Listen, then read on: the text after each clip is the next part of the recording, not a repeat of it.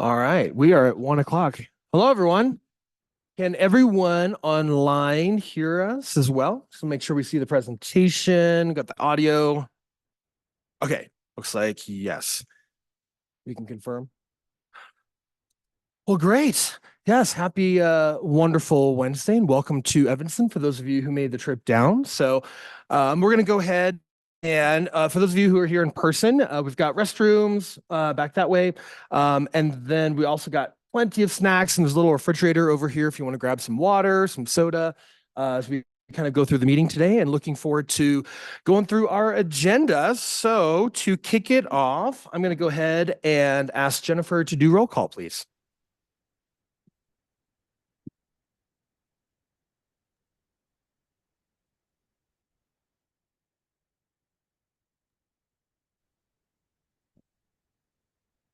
Governor Mark Gordon or designee.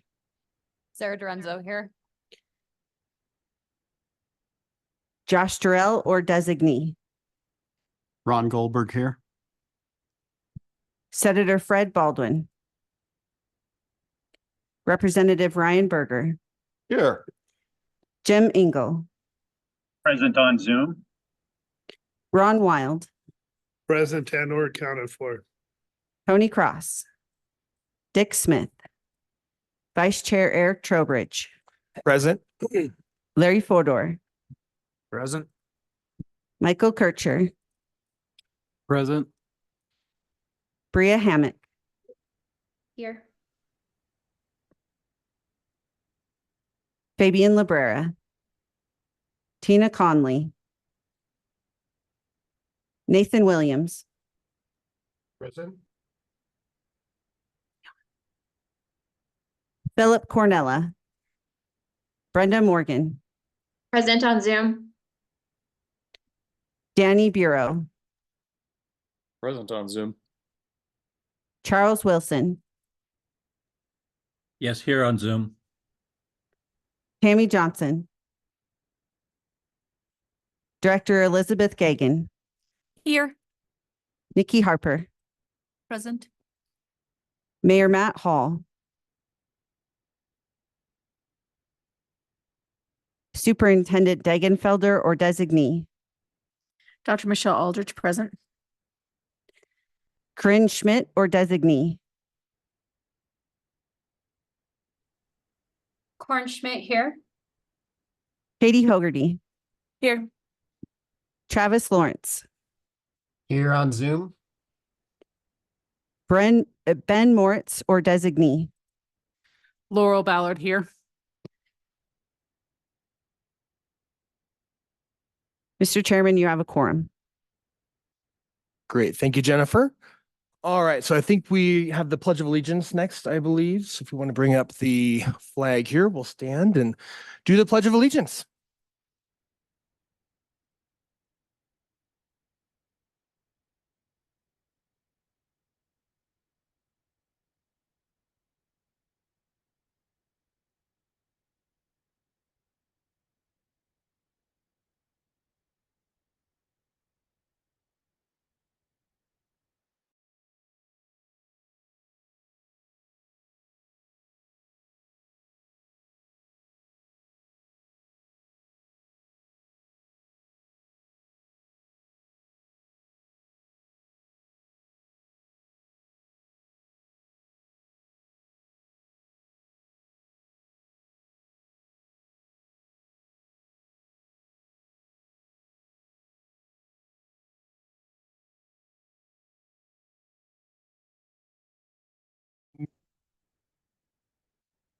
All right, and then moving on to option number C here, which is approval of our January minutes. So the last time that this council met, we met in January. It was via Zoom.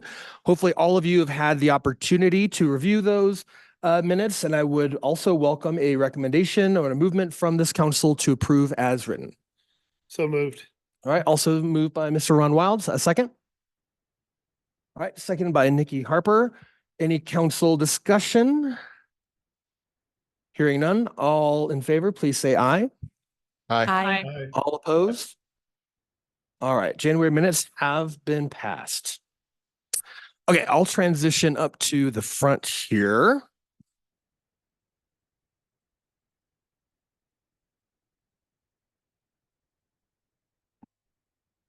Okay, can everyone hear me?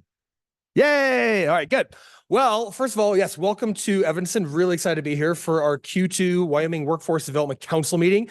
Thank you all for taking the drive here to be here in person, and thanks again to all those online folks. If you have any issues,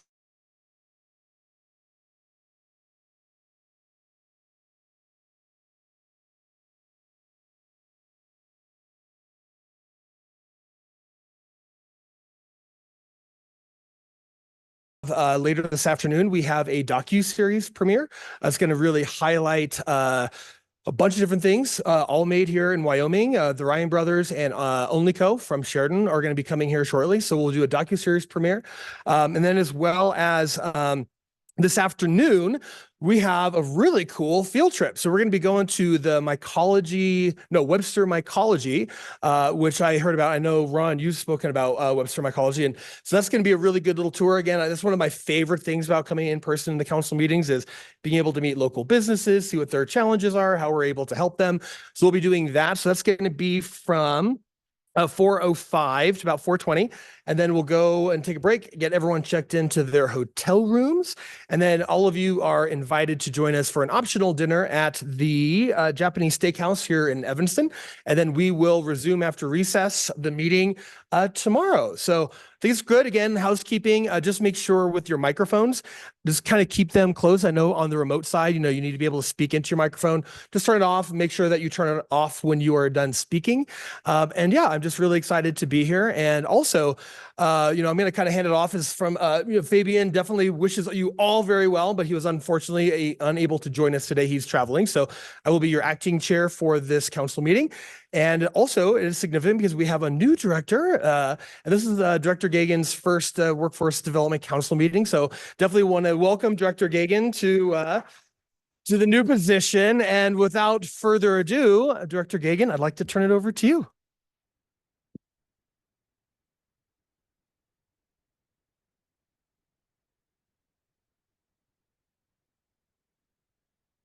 And thank you, Acting Chair Trowbridge. I do know many of you, but I don't know all of you. So I just want to take a moment and just say a little bit about myself. And then Chairman Labrera asked me to share my vision for workforce. So I'll spend some time doing that. So my name is Liz Gagan, and I have been the director of the Department of Workforce Services since March 17th, 2024. However, I was a deputy director at Workforce Services since February of 2020. Prior to that, I worked in the state attorney general's office for over 2 decades. And primarily what I did at the attorney general's office was represent state agencies as they had employment law issues. And so I started as a deputy director, right before the pandemic started. And so I never really kind of got a feel for what, workforce development really meant prior to that time. And I think though it's really changed since that time. And workforce is getting more of a focus than it has in the past.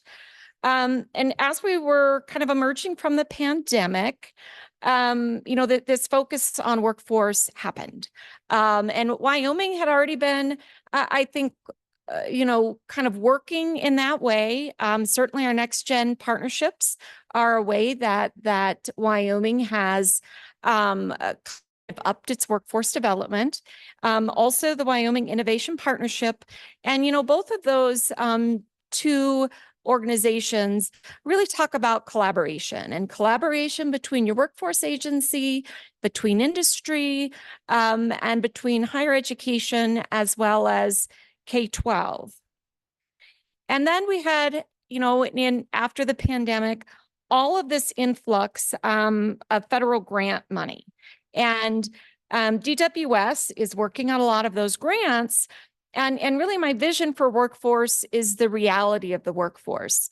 And the reality of all of these grants is that workforce is getting a seat at the table very early in the process. And to my understanding, much earlier than it had been brought in the past. And this is kind of illustrated by some of the grants that we're working on that I want to share just a little information with you about. And the first is a collaboration with the state of Idaho, and it is to build a nuclear corridor in Wyoming and Idaho, kind of capitalizing, of course, on the nuclear plant going into Kemmer, as well as the Idaho National Labs. And so they've already had, Idaho's already had kind of a lot of work in the nuclear space. And, workforce was invited to the table and was a very, very large part of filing the grant application with the Economic Development Agency. And, really, what we do is we just talk about the workforce development elements we're all pretty used to. It's about collaborations, it's about apprenticeships and internships and those types of things. We're now working on a grant application with the state of Colorado, and it's called COY, and it's with the National Science Foundation, and its focus is on climate resilience. And a lot of you may not know what climate resilience is, because I honestly didn't know that that was an industry when I first started working on the grant. But the particular focuses of this grant are kind of upping our ability to predict the weather, and talking about soil carbon capture, and better ways to predict and work with wildfires and droughts, and kind of conserve groundwater, and come up with better ideas of that. And so workforce is one of the pillars. And what we are working on right now is defining what this sector is going to look like, because I think a lot of people don't know what the climate resilient sector is. And so that's part of the work that will come out of this. But there are also a lot of the workforce part that again deals with internships and with apprenticeships, and a lot of this industry will be computing and engineering and those types of issues. And so being able to work on those now, and work in the K through 12 space and higher education to get our students ready to be able to take these jobs will be what that grant does. And that is a 10-year grant. And we've already been granted kind of like the years 1 and 2, and then, we have to resubmit for additional kind of pieces throughout that. Also, more recently, UW reached out to talk about a grant they want to do for coal communities to work on reskilling coal power plant employees to be able to work in the nuclear plants that are coming. And then also Idaho, Montana, and Wyoming are starting to talk about quantum computing, and kind of putting together a workforce and an industry that will help with that. So again, workforce is at the table, and people are reaching out and wanting to talk with us about workforce at the very beginning. So that's really what my vision is to have the workforce discussions early and often, and to have a seat at the table, and to let you all know what's happening in these spaces. The partnerships that we have with higher education and K through 12 and industry and workforce will just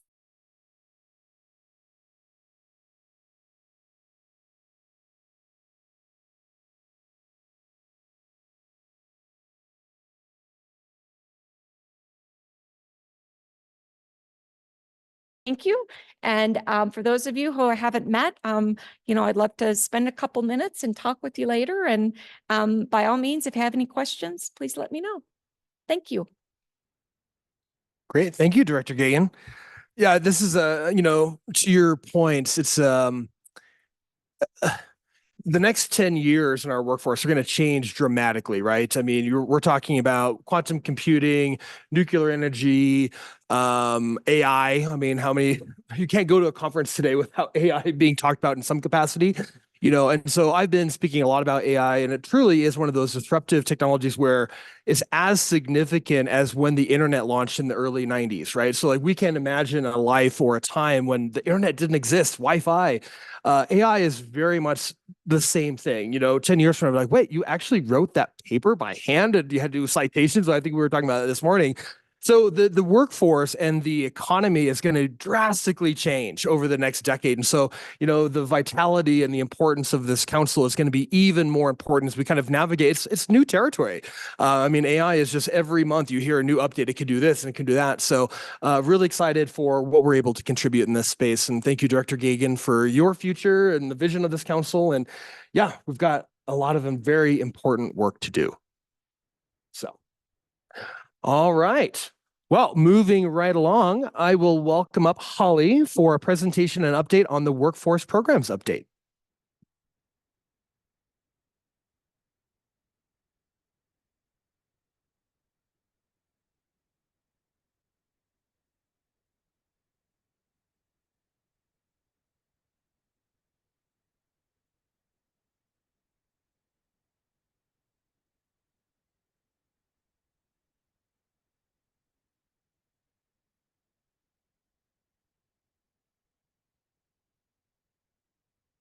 Okay, thank you, Chairman Trowbridge. Good to see you all here today. I just have a couple of updates for you. One on the new unemployment insurance legislation, and then one on a program called Why Relocate. And I think we have Shay Moon possibly online as well in case we have any detailed questions for her on Why Relocate. Okay, I do know how to use this thing. Okay, so I'm Holly McCamey-Similli. I'm the Workforce Program Administrator. These are just a couple of the updates that I spoke with Fabian and ET to discuss with you all today. So we're going to start with the UI insurance legislation that recently passed in our last session. So we have one that is focused on the unemployment insurance, the state unemployment trust fund. And basically we had our current investments were in the state agency pool fund. And we have requested through this legislation to move that into pool A to really increase that investment income. And the reason we asked for that is those investments funnel into our business training and support unit, where we have our training grants and our internships and some of our apprenticeship training dollars as well. So that legislation did pass. That money has been moved into Pool A, and that was effective immediately. And it may take a little bit of time for us to see the return on those investments, but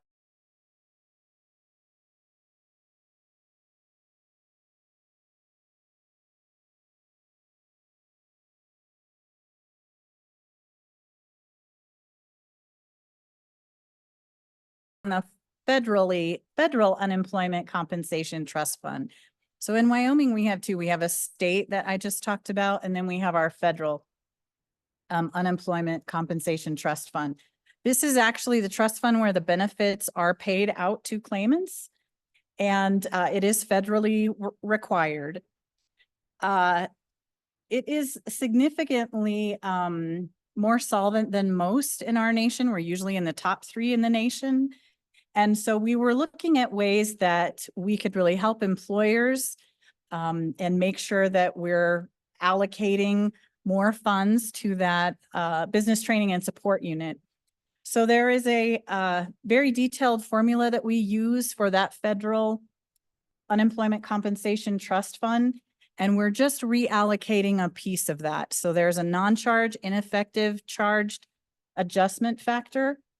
And we're going to take a portion of that and it's going to roll into those business training and support unit dollars. So again, that just reallocates and really helps our employers across the state access those funds and have a little bit more funds that we can roll out to employers. Any questions on those?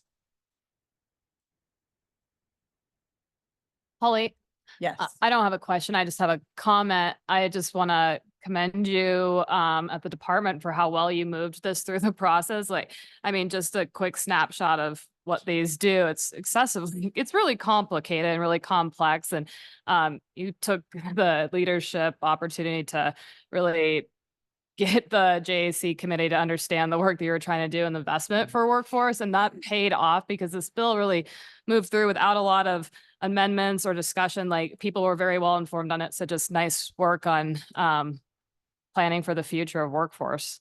Thank you. It was a team effort for sure. And I would say Director Gagan was a huge part of that as well. And Chris Funk, our UI administrator, it was really kind of her brainchild that kind of grew. So, and you as well. So thank you all for that. Okay. So if no more questions on that, we'll move on to why relocate.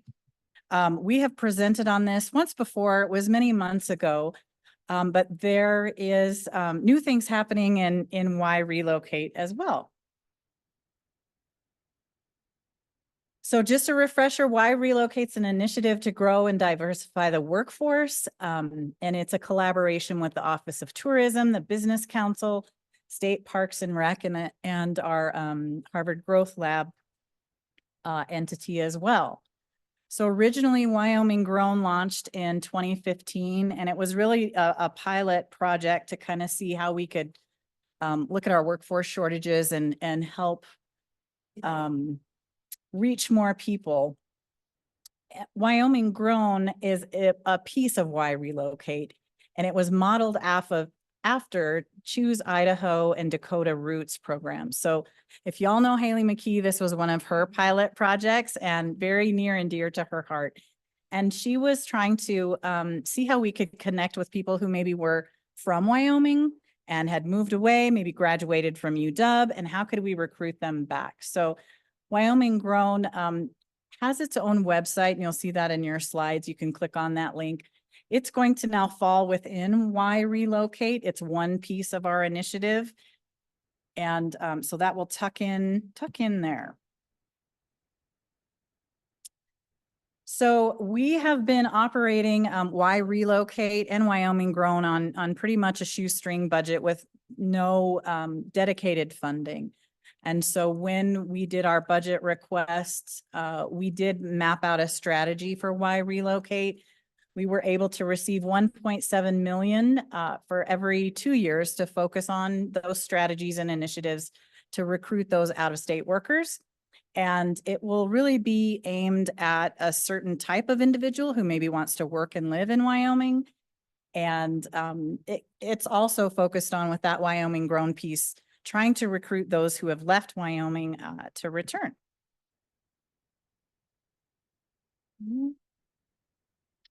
One of those pieces that we're working on is partnering with the University of Wyoming and the Alumni Association.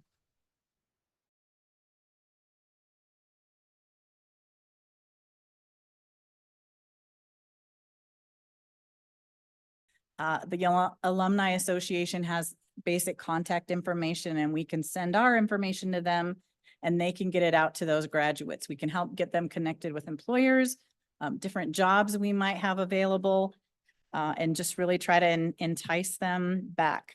We've also talked about looking at focusing on, could we get any information from the licensing boards or industrial associations that may have contacts for Wyoming folks that are still out there in our nation that want to come and move back to Wyoming. So the recruitment strategy is why would you move to Wyoming? And we did a pilot project with tourism during the pandemic, and we focused a lot on all the great things we know and love about Wyoming, especially adventure and outdoor recreation. So we have 2 national parks, 5 national forests, 12 state parks, and countless areas of public land to do our outdoor recreation. Also, one of the things we targeted is Wyoming has the most business-friendly tax climate in the nation. So if you're an entrepreneur, you want to bring your business here, you want to come here and and start a business, we have a good climate for that. No personal or corporate state income tax, manufacturing sales tax exemptions, and low sales and property taxes. I think one of the most important efforts we have going right now is this workforce work stream, and several of us in the room participate in that, and Shay's online as well. But it's a group of folks from the Business Council, the Harvard Growth Lab, and we're really looking at how can we continue these efforts and how can we use data and surveys and modeling what other states are doing, and how can we really target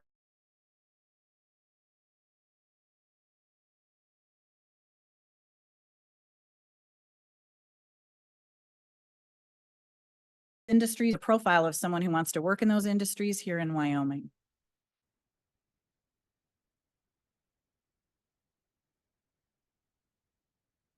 So we've got a couple of questions for you just to get your input. I think one of the best things about participating in council events and having access to all of you is your knowledge and expertise. So we've got 3 questions here. We'd love your feedback on, and this part is a little bit interactive. Your business industries, you have a pulse on the industry and a unique perspective on workforce development. So while I have just a few minutes left with you, there's 3 questions, and we're going to use a little app called Slido. I don't know if you've used it or not. If you have your computer, you can go to, whoop, you might have to hit login, Jennifer. Should log in with your Gmail.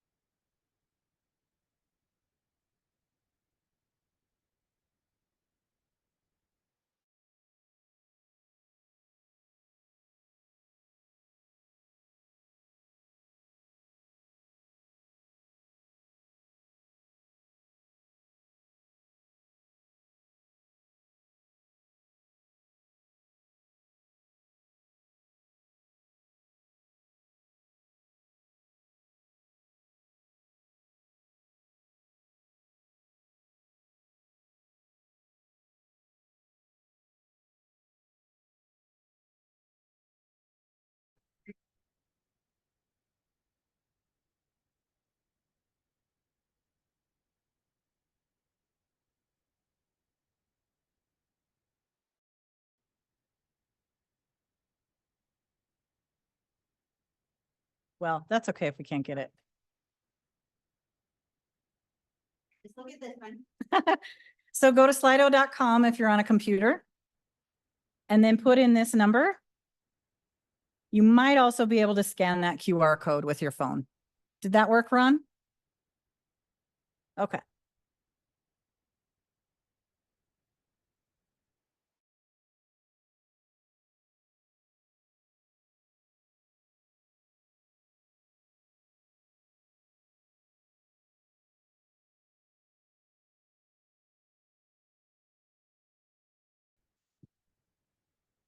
Okay, do you see questions coming up?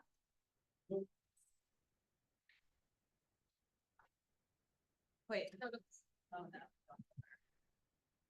Yeah, there's nothing in polls quite yet, Jennifer. Oh, I made it, but I think Jennifer is presenting, so she's got to be logged in. Right, for this, but the other one.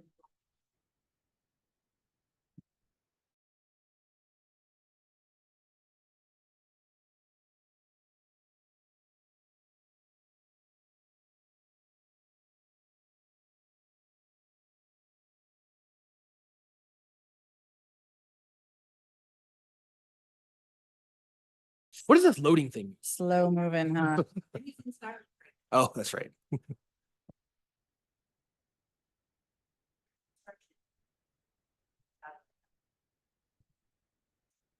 Okay, is it launched now? Did it launch? Okay, yay. Yay. I won't try anything fancy next time. Love it. So which question do you see? So I see, what are the additional ways the next gen groups throughout Wyoming could assist in these efforts? Okay, sounds good. So you can type in that and it will just do kind of a running list for us. And I'm going to show results so that you can see. Oh, I see 5 people typing in there. This is good.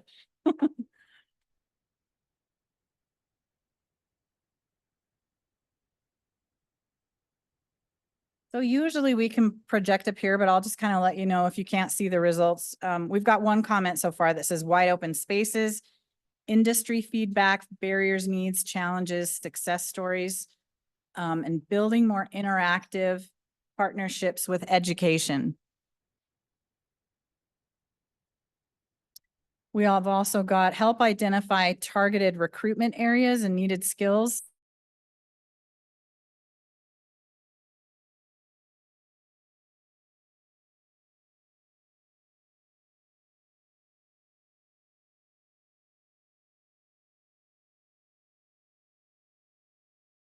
Established once new to Wyoming people arrive. That's an excellent idea as well. Okay. I'm going to do the next one. Can you see the next one? Yep.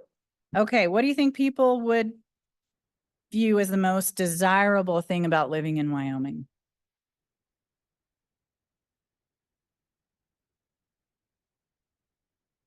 Lifestyle. No traffic. Okay, that's an excellent one.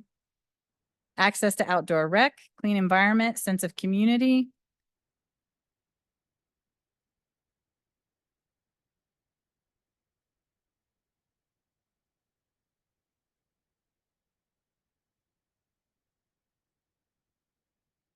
Friendly small town feel across the state.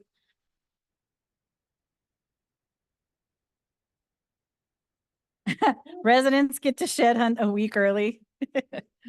Small and safe communities. The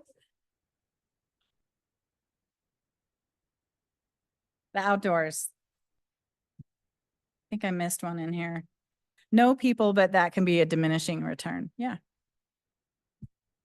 Okay, awesome. And you can continue to answer any of these polls if you think of more. And then the last one is, what skills or personality traits would you look for in an out-of-state worker who wants to work in Wyoming? That might be specific to your industry. But because you're all business leaders, we'd love to know what you think about that as well.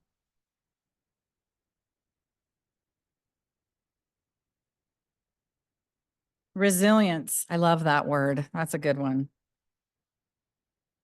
Willing to think outside the box, not opinionated. Understanding our history of innovation, hardy and adaptable, open-minded. Flexibility, strong communication, self-motivation, adaptability, resilience again. Cultural sensitivity.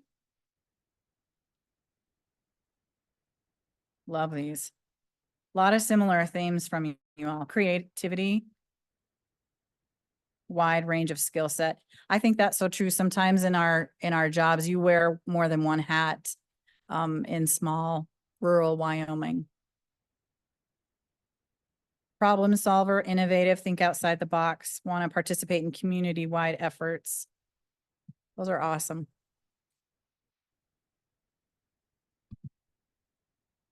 Thank you all. That's really helpful to get your feedback. We'd love anything else, any other ideas that you have.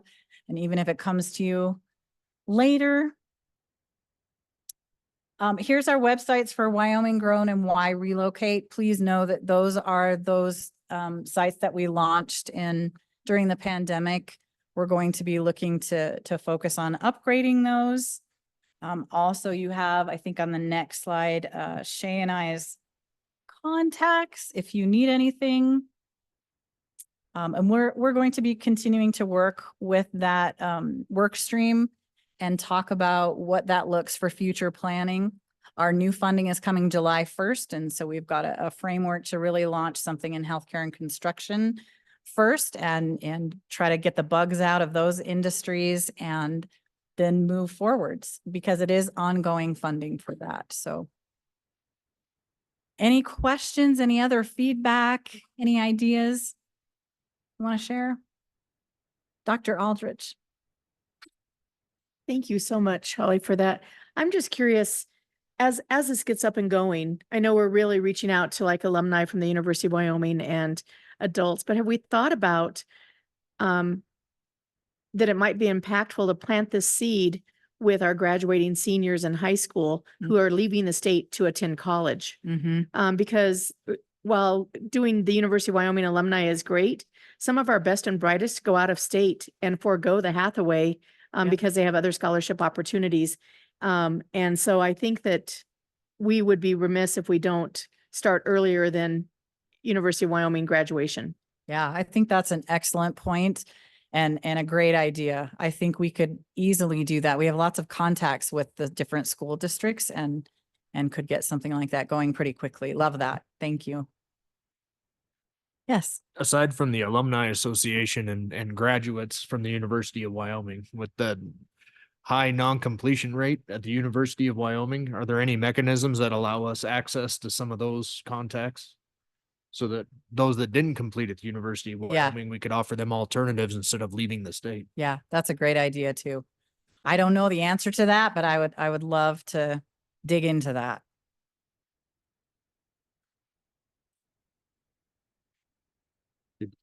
Yeah, I'll kind You of go ahead, follow. Lon. Sorry, ET. Just to follow up on Larry's point, I was wondering about the community colleges too. I was going Mhm. to say that too. People who've got their associates or have gone but not finished. Yeah. Yep. Great idea. You know, good. I've always, and I brought this up here and I keep bringing it up in the education committee, but, offering more pathways to complete high school, your high school, diplomas, you know, a CTE pathway. We have a Hathaway curriculum pathway. We've just continue looking at even what the governor's thinking with the RIDE program and how do we provide as many opportunities to young people as we can. Yes.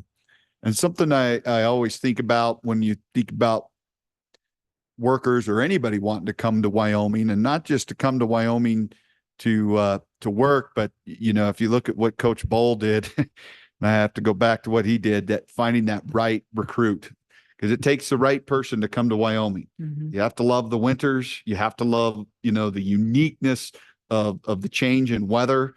And not only you, but your family has to buy into it as well. Yeah. Good. And it's not easy, you know, and Larry and I just talked about just briefly this, how some employees, they get through December and they're like, nah, my wife said we're out of here, you know, and that's hard. But what are those enjoyments? Why do we love about our winters? What do we love about our falls? What do we love about our springs? There's some amazing things going on, but who's that right person, you know? Yeah. That profile of that individual that wants to come and live and work here. And I think we're struggling with that a little bit, trying to narrow that down. So any input you all have on that, we'd be happy to take. I was just going to say that I don't know if any of you are followers of Jeffree Star. I am not, but I have employees who are big followers of Jeffree Star. Mhm. And if you don't know who that is, you should look it up because he sells makeup and yak meat together, which is weird.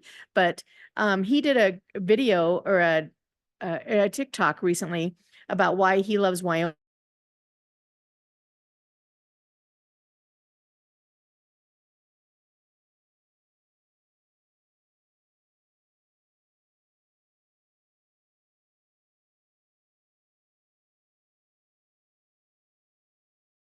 And Casper Mountain and shows the mountain, and then he falls back in the snow and makes a snow angel. And he talks about why he lives in Wyoming, and this is why he lives in Wyoming. And I just think that sometimes the demographic that we are trying to reach, maybe we need to look at what really connects with younger people than what we are, because bringing people who are close to retirement or in their 40s to Wyoming. While that may be great in the short term, long term, that actually can be detrimental to our local communities with the services they have to provide. So I think that we may need to lower our marketing demographic of who we're trying to attract. Yeah, for sure. Cause we're trying to attract workforce. So great if people want to retire here, but we need folks who are looking to participate in the workforce. Yeah. Yeah. Good point.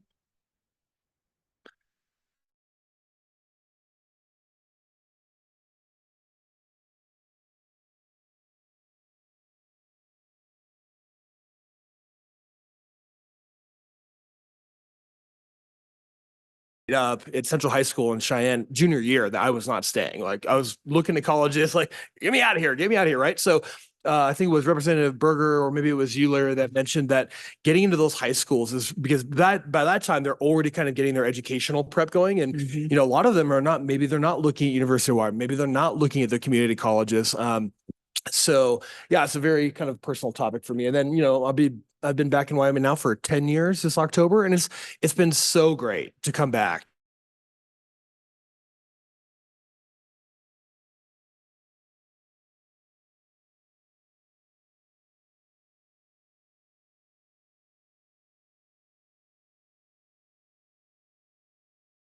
Relocate? Do we have like some measurables that we're trying to gain X amount of folks back, or how are we defining if that's a successful program or not? Good question. We're still working on that, and that's part of that work stream. Those two industries, and make sure that we understand what the job openings are like. And our R&P folks just did a short-term, long-term job occupation projections. And so we're looking at those and trying to see what is reasonable. We know that right now there's 2 jobs for every person in Wyoming. So we're not going to fill all the construction or all the workforce needs, but we're really trying to make a big dent in that. So don't have specific numbers right now, but we're real close to getting those nailed down. So. All right. Thank you all. All right. Thank you very much, Holly. All right. So I think we're going to take a quick 5-minute break. We're just going to recalibrate the satellite communicating with our internet. So in 5 minutes, so what time is it now? Let's just reconvene at 1:50. So stretch the legs, get water. If you're home, turn off your cameras, get some walking time in, and I'll see you back at 1:50.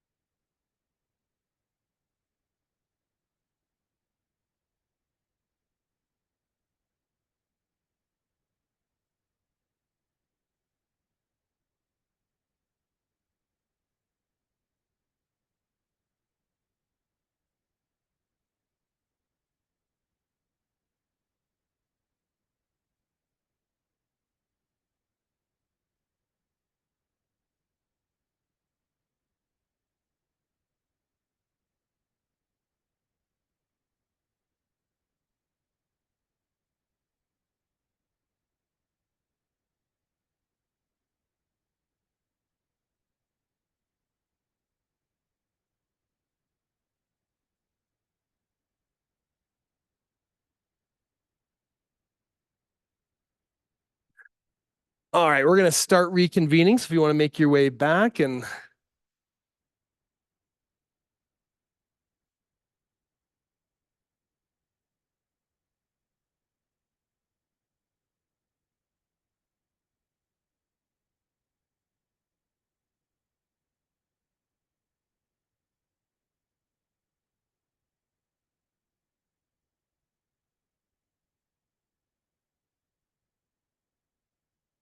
all right. Well, good news is we are way ahead of schedule. So, which is great about this is, definitely encourage all council members and public audience, comment, ask questions, dive into the details. That's kind of what we're here to do. So, without further ado, I'm going to go ahead and welcome up Christina. Christina. Hi, Christina. And Christina's going to be giving us a one-stop operations update. It's not working. Oh. Charge, probably.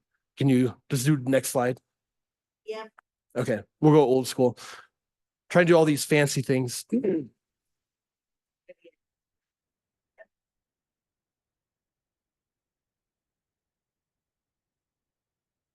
All right. Thank you, Christina. Figured it out. Thank you. Thank you, Mr. Chairman and committee members. Super excited to be here today to always present what's happening in the One Stop. So I have a lot of information to share, so I'm going to dive in. The first thing that we really wanted to talk about today were the challenges. We started with challenges, and then we'll end with some great success. So really took a poll from all the Workforce Center staff, and what's the biggest challenge? What have we been struggling with? And that's the new transition from Wyoming at Work to Hire WYO. And why this is a challenge is just it's been a struggle. We lost our current contract our Wyoming at Work contract ended in December of 2023. And it ended at the end of December of 2023. And Hire WYO was not quite ready. So we had to pivot, and we have gotten very good at pivoting. And so we had a short period of time where we had no system. And so we had to implement ways we could still help and serve Wyoming citizens and businesses. That took a lot of time and effort from Trevor's team, from Workforce Center staff.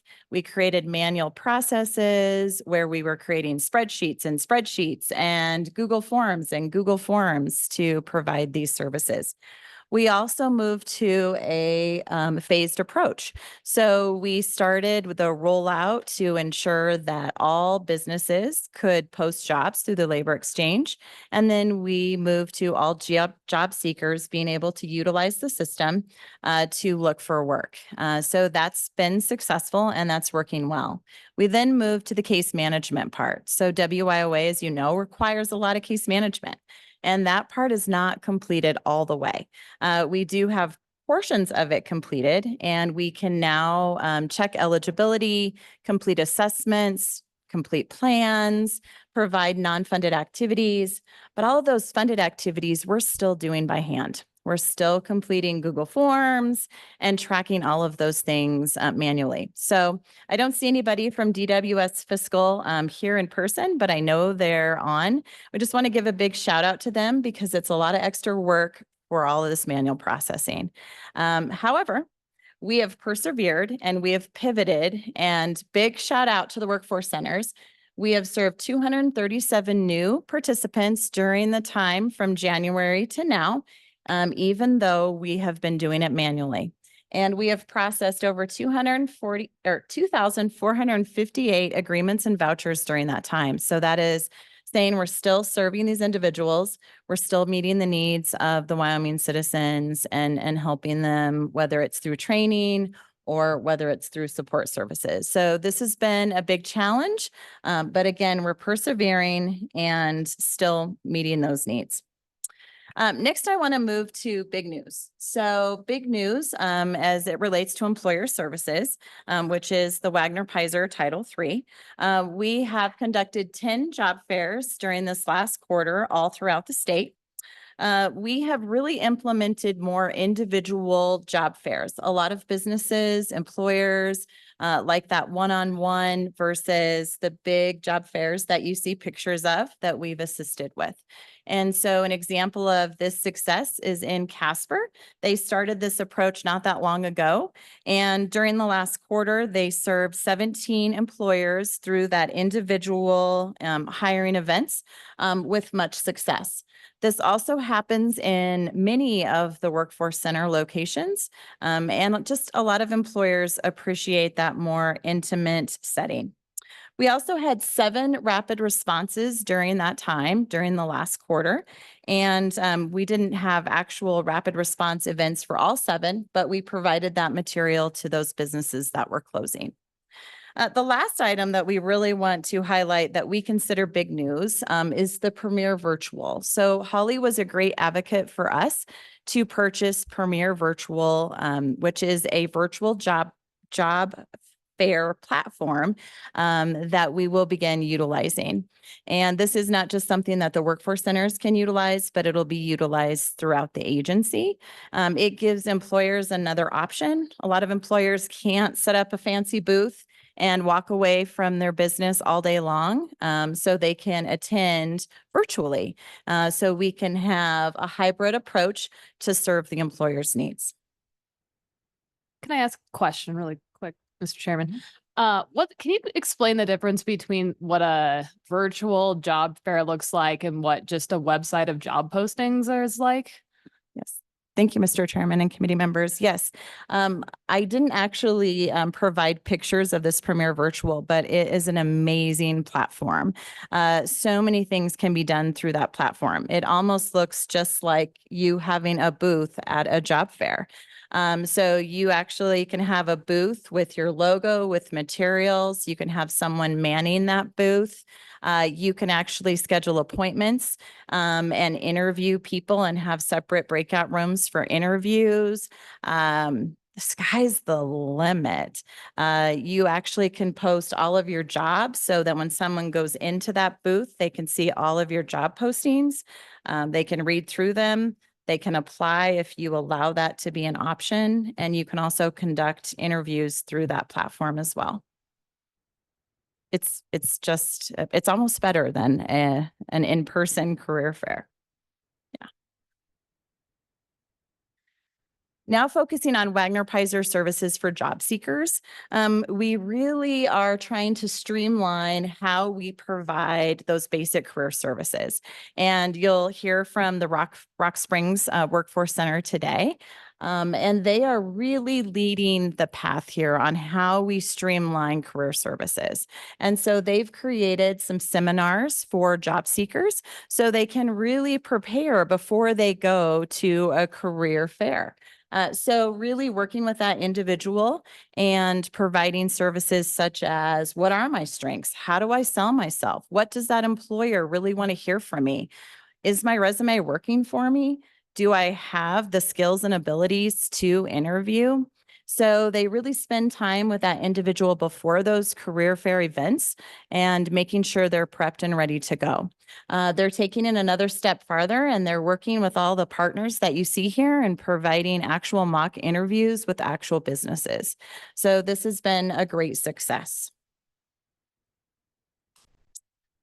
The next thing that we consider to be big news is how we're collaborating with the core partners. So we know that Title I is our adult dislocated worker, and then Title III is our Wagner Pizer, which is really what we're talking about today. But it is really important for us to collaborate with all 4 of those core partners. And we started first with the collaboration with adult education. And from that collaboration, you can see that our co-enrollments have risen to over 252%. That's saying that something's working. So we have moved now to the collaboration with Title IV, which is DVR. And so we've already started doing this. And for the most part, we have great relationships with DVR. We're co-located in most of our offices, but it's not, it's kind of hit and miss, right? It's in pockets. Some centers do it really well. Others maybe not so much. So with Nikki's support and Holly's support, we're really focusing on how do we take this statewide and have some really strong consistency. So we've invited DVR to our staffing meetings. We're providing a lot of cross collaboration between the two teams and training as well. And we're hoping to even take it a step farther and really look at how we're providing services to our businesses. A lot of times, DVR will go out and talk to a business, and Workforce Center staff will go out and talk to businesses. So they're inundated with DWS staff, and they probably don't have a lot of time for all of those meetings. So how can we, through this collaboration, work together to not just serve individuals, but to also serve businesses? Another reason why we're doing this is it's part of WIOA. It's the direction from Department of Education and DOL. And so the focus is really about co-enrollments. It's about braiding funds. If we're able to braid funds, we're able to stretch our dollar and help the person with more services. Now, I know everyone wanted to hear about special projects. So I really wanted to focus on the job seeker first and talk about some of the special projects we've been working on and some of the projects that we still have to continue to move forward with. So these are just a few examples, right? We have 18 workforce centers. I know I would bore you to death if we were to talk about everything going on. So I just decided to pick a few.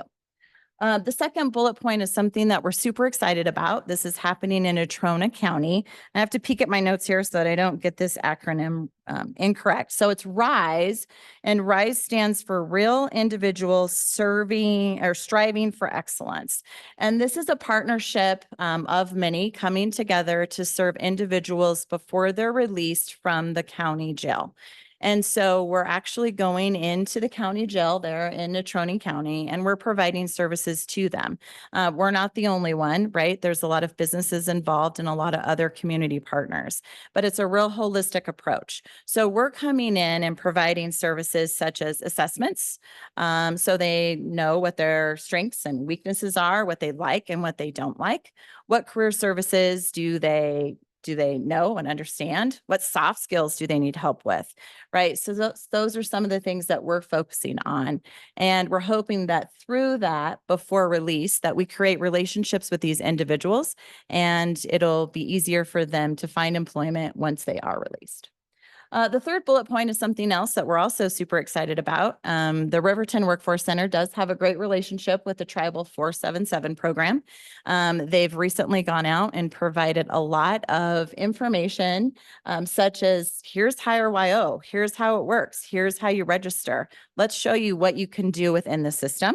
They also have provided mock interviews, and they've provided about 50 mock interviews to 50 individuals that were interested in that service. So some of these services are very individualized, and I can tell you exactly how many people we served. Others are more broad. So if we look at the Mental Health Expo that's happened in Worland, those are things that we attend just so that we can get the word out as to what we do and how we can help the community. And we know that employment, it has a great impact to mental health. Now, how do we help employers? There's a list of things. These are just a few items that I decided to pull out. We attended an AI lunch and learn. Mary Orr, the center manager in Rollins, attended that. As ET mentioned, AI it's the thing. So we're really learning how can we utilize AI to help our employers. We also are looking at how AI can be added into HireYO to help individuals with resumes. Sometimes resume writing is really difficult, and so having an AI function is great. Another thing that you'll hear me talk about a little bit more is a second chance hiring presentation. We all center managers attended that event in Laramie, so I'll talk a little bit more about that and the benefit of that. Serving youth is always critical. It's something I think a majority of our staff really enjoy. And so we just want to kind of highlight some of the things that we're doing to focus on youth. One thing that we are trying is a teen job fair. Sometimes these job fairs are so overwhelming to youth that we decided to take a look at, is there another option to help serve youth better? So in the Cheyenne office, this is something they've been preparing for, and we'll give you some updates later as to the success. The next item I'd like to focus on is we are really trying to strengthen our relationship with the Wind River Job Corps Center. And so we've now begun providing weekly orientations there so they can learn a little bit about who we are, what we do, how we can help them, as well as inviting them to the Workforce Center so they can take a tour, they can learn about the resource room and the services available. On the far right-hand side, this is actually some information from the Gillette Workforce Center. So applause to the Gillette Workforce Center. They recently had 9 students graduate from adult education with their HiSET. And just because these individuals may come to us from adult education, once they complete their HiSET, we're not done. We're just scratching the surface, right? So our performance measures are about, did they enroll in post-secondary or did they enter employment? And so you can see out of the 9 recent graduates with their HiSET, 2 entered a diesel mechanic program with Gillette College, 2 computer science programs, 2 CNAs, 1 business associate degree, 1 went directly into a work experience, and 1 youth went into a construction pre-apprenticeship program. So just kind of wanted to share some highlights of some success. Even though they enter into post-secondary, that doesn't mean that we do this. They're still in our caseload and we're still providing services.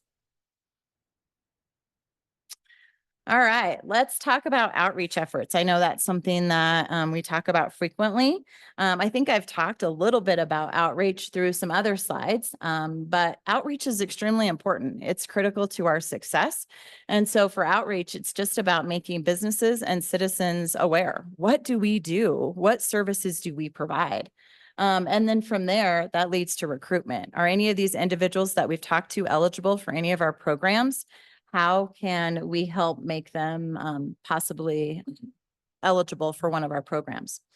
We do focus a lot of our outreach efforts on the priority of population for WIOA. And you can see these are just some of the things that we've done over the last quarter. Obviously, the list will continue to grow and look different each quarter. Walk-ins, we still receive walk-ins to the Workforce Center. Walk-ins come in for a variety of reasons. Sometimes it's as simple as wanting to use our UI phone so they can apply for unemployment insurance directly. Other times it can be that they don't have access to the internet at home. That's a real thing. Or they don't have a computer at home. And so they'll use our resource computer to do certain things. The numbers that you see there, those are the walk-in numbers from January 1 of 24 to the 31st of March. So we can continue to provide that data. We do track all of our walk-ins still using the iPads that were purchased through the council. So big thank you. Been out to a few centers this week and the iPads look really professional. Mr. Chairman? Yeah. Quick question on the workforce centers. At each of the workforce centers, do they have a public transportation stop or what does that look like? I know not every community has public transportation, but do you know anything about how people are coming and going for those walk-ins? Yeah, Mr. Chairman and committee members, that is a real issue and concern. Not every area has public transportation and not every area is located next to the pickups and drop-offs. As a matter of fact, here in Rock Springs, I did learn they do have a great public transportation system here, but the cost then is the barrier. The fees for that are a real barrier. So we were brainstorming, are there ways that the workforce centers can do better and provide some of those passes? So that's something just from a short meeting yesterday with the local office that we need to dive into because getting here is difficult. The next thing we want to talk about quickly are how we serve veterans. Serving veterans it's extremely important for us. We have made some changes to our staffing. So currently, and we even made some changes since I made this. So we have 3 full-time positions that work with veterans and work with employers. And those are those consolidated positions. And so I didn't put the acronyms, but a DVOP, it stands for a Disabled Veteran Outreach Program. And a LEVER stands for Local Veteran Employment Representative. And so the DVOP works with the individual, helps them with career services. The LEVER works with the employers and says, you want to hire veterans. And so these consolidated positions, they do both. They work with both entities.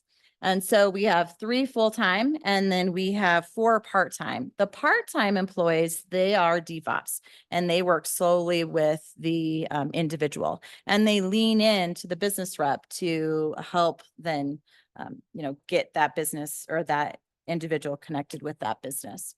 In the last quarter, we served 687 veterans. Now, they're not all in the JVSG program because any staff at DWS and the workforce centers can serve veterans. Other programs that, well, WIOA, that's really why you're here. It was really hard for us to pull out specific data as to what this looks like, just because our system, we don't have all of those reports and it would have been very time consuming. But within the last quarter, we served a total of 801 participants.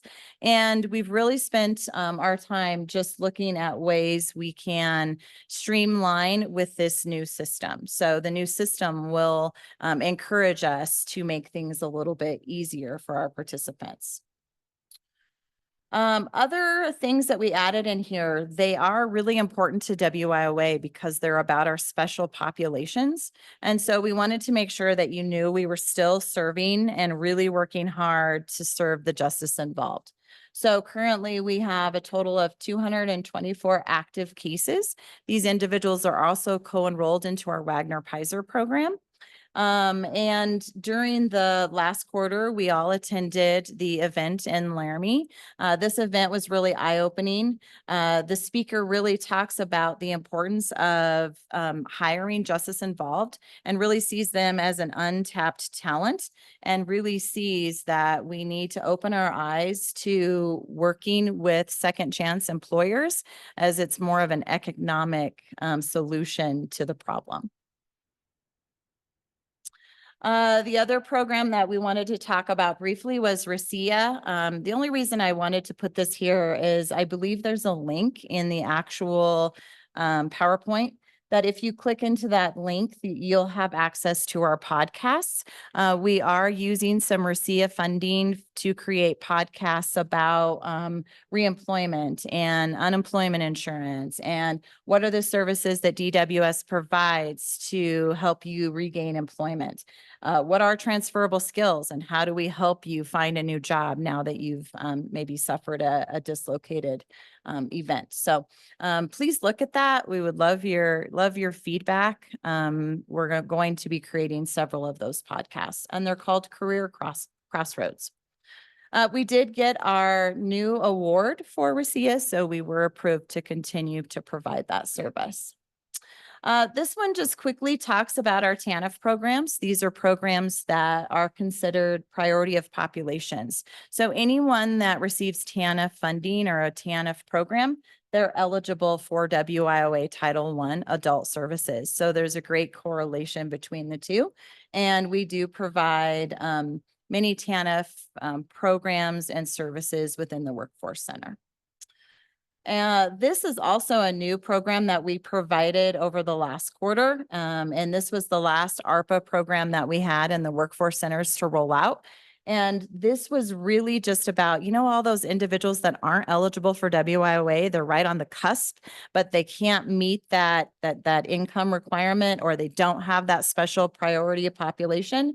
This was a ARPA funded project that would help those individuals be eligible. So the requirements for eligibility were less and the income was much broader. So you can see we've already enrolled 68 individuals. We have 16 still in process or in the hopper. And to date, March 1 of 2024, we've already obligated over $852,000. So this upskilling is, again, really to help people gain skills so that they can have self-sustainable employment. And last but not least, the most important thing I believe is really focusing on our employees. I know that you were interested in our new hires and our current vacancies, so we did provide that. So you can see how many positions we had open. I'm pretty impressed with that. We do have a current total of 117 staff in the workforce centers. So you could see that our new hires, it's not too bad. Our current vacancies, we have a total of 4 current vacancies. We do really focus on our employee of the month. So you can see for the last quarter who our employees of the month were and what they actually were recognized for. So just really want to give a shout out to the Workforce Center because I can get up here and tell you about the things that we do, but it's really not about me. It's about all the folks back there and the work that they do. So just big shout out to them. And any questions? I know I went fast. Would you like to just give a quick round of applause to our staff out there? Thank you very much. Thank you, Christina. Yeah, any discussion from council? Yes, Representative. So back on the subject of transportation, public transportation, and this could be for our workforce people, and where are you finding people that is having a driver's license a barrier for people in our communities? Yes. Yeah. And is it just because, you know, what I see in high school, I don't see a lot of kids pursuing a driver's license anymore. And I don't know why. I know we used to have it in our high school, offer driver's ed program. I don't know what it's like in Cheyenne or other communities, but if anybody want to speak towards that, and because I think it's having a driver's license is huge as part about being a reliable employee and trying to get to work. And that's, anyways. So Ryan, that's very much a community by community difference because Sweetwater 1 and 2 both have driver's ed. I can't speak to all of the other, communities here in Southwest Wyoming, but it's very much a community by community type of an issue. Mr. Chairman, Yes. bringing up the driver's license, getting the driver's license is challenge. And like Ron said, it's community dependent. I'm Nikki, I'm with vocational rehabilitation and we work with individuals with disabilities. And one of the programs that we have started offering for kids across the state is, the term is maybe not the appropriate term because they're calling it a crash course, but we're getting kids the opportunity to learn just to even get their permit, the first step, because kids are not even able to pass that permit opportunity. So we have been offering that across the state and seeing significant success that kids are not even having that, opportunity to get that. And then we're partnering in some school districts where students are able to use the simulator to have the practice time. But I think that's where we find limited opportunities, like maybe at LCCC, we could get with the simulator program, but not all communities have those opportunities and options for our youth and even for our adults. Would you see those limited opportunities because, there's going to be many, but would you see because the family unit is not driving because the parents don't have those vehicles, or they just don't have a car, or they very limited access to a car, or the parents don't even have driver's licenses anymore? Is that all of the above? I would say so. I think this was something that Harvard Growth Lab was discussing as well, the transportation challenges, or the families don't have access to a vehicle. Then therefore the student doesn't have the opportunity to have access to have practice time. Yes. Sorry about that. Thank you. Or maybe even the guidance or mentorship from a parent figure who would do that. And we're just we just don't have that opportunity in schools, and you don't see that guidance, especially in rural communities. You don't have that, communities that are a little bit smaller than what Sweetwater is, or what we have in Albany County, or, Campbell County, but some of, I see that very common. And I here. think for the larger school districts, I don't know, Dr. Aldridge might be able to chime in here. The driver's ed classes are so full, it's really difficult for students to get into it. If you can get into, there's a fairly long wait list, or you have to go to like a private class. And then those private classes, of course, cost $400-500. And, families can't always afford that. And that's something we have been doing with students who qualify for vocational rehabilitation services as well, trying to sometimes help them get those private classes to help get their license. Yes, Dr. Aldridge, I Chairman. want to close this out. Yep. It's a cluster, quite honestly, Representative Berger. So I'm probably the only one in this room who actually was a driver's education teacher in a previous life when I taught at Rock River. And it does depend upon the district. But in Laramie 1, for instance, a large district, they really have depended upon LCCC to provide a lot of their driver's education training. And it is very costly and time consuming. It's usually after school or on Saturdays. But one of the things that is really prohibitive, and this is nationwide, my colleagues across the country are talking about this. In some states, actually, they count a driver's license as an industry recognized credential because it is one of the barriers to employment. Mhm. But one of the challenges is that once you get that driver's license, if your household has one vehicle, that student by most insurance companies has to be rated on that vehicle. And the insurance rates, as I don't know if you have boys or not, I always had girls, but girls, I had one that was a really bad driver, but their rates go really jump when you have teenage drivers.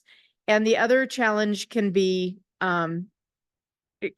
fuel costs, maintenance, all of those types of things. In Laramie County 1, we're really fortunate because Cheyenne City Transit System offers free transportation now, but it's only 6 days a week. And it's from 6 a.m. to 7 p.m. at night. So for our students who want to work on weekends or in the evenings, transportation can still be a barrier. And then we also have our students who have special needs with vision impairment and blindness and things like that create another level of challenge. So I think it's really a cluster of things, but we're not seeing it just in Wyoming. This is a nationwide issue that I couldn't wait to get my driver's license, but that's not the case anymore. There are a lot of students who are just not excited about driving. Mr. Chairman and committee members, I just would like to add, so with the WIOA program, all the things that Nikki talked about, we can pay for. So if an individual, a youth is in the program, or even an adult, we can pay for driver's ed. We can pay for those bus tickets. We can do those things as support services. It shows there's a need. However, I have an example. I believe this happened in Sheridan. We had a young person and we could help them get their permit. We could pay for all of these things, but they did not have a vehicle. They did not have a vehicle to go take the test. And, there we were, there's that roadblock. And so all of the things that you're mentioning are so true. I think some of our programs can get them this far, but then we can't get them over that to the success. So I'm glad you guys are talking about this for sure. Yeah, Kate, do you have something? Is there time for another question? One more, yeah. But I don't have a question, but as I work with a population that's very deep in poverty, the systemic barriers to getting a driver's license are huge. So if you're lucky enough to get insurance, you can get glasses. We work with a ton of women who cannot pass a vision test to be able to get a driver's license. Medicaid does not cover vision. So we have our staff taking moms to places like Goodwill to hunt around for glasses to see if they can find a pair of glasses to get what they need to be able to pass a vision test. There's also barriers like vital documents. It's expensive and cumbersome to be able to get the vital documents that you need to be able to get a driver's license. So this is such a huge issue and such a huge barrier to get to work because you can't get a job without a driver's license. So this is a very significant issue for the population that we work with. Yeah, thank you. And I think, again, there's so many amazing topics that just came out of this presentation. And thank you, Christina, for all this too. It's definitely let's think about this. Let's bring solutions to the table, so make sure if there's a topic here that you're passionate about, I would love to hear what is Wyoming going to do to to get there, right? I just want to first of all congratulate you on Hire YO. You know, I've been in multiple large technology launches. It's very difficult, so I feel your pain, but great job there. You know, and I also want to continue to remind the council, utilize that onboard platform, you know, our board software, to continue these kind of things. You know, I definitely want to hear conversations, you know, around AI and the modernization of our government and et cetera, you know, just all this kind of cool stuff. So let's just, you know, let's not turn off in between our meetings. Let's keep the chatter going. And then also make sure, like, I would love to see these councils be a platform for solutions, right? Cool. Here's the problem that we heard. Here's what we're proposing. Let's chat about it. What makes sense. So thank you. And again, congratulations to everyone for your first quarter. So thank you. Yes. All right. And one of my favorite portions of council meetings is hearing from those who are right here in the city that we are visiting. So I would like us to move to our next agenda item and welcome the Evanston team to provide us a workforce center update, please.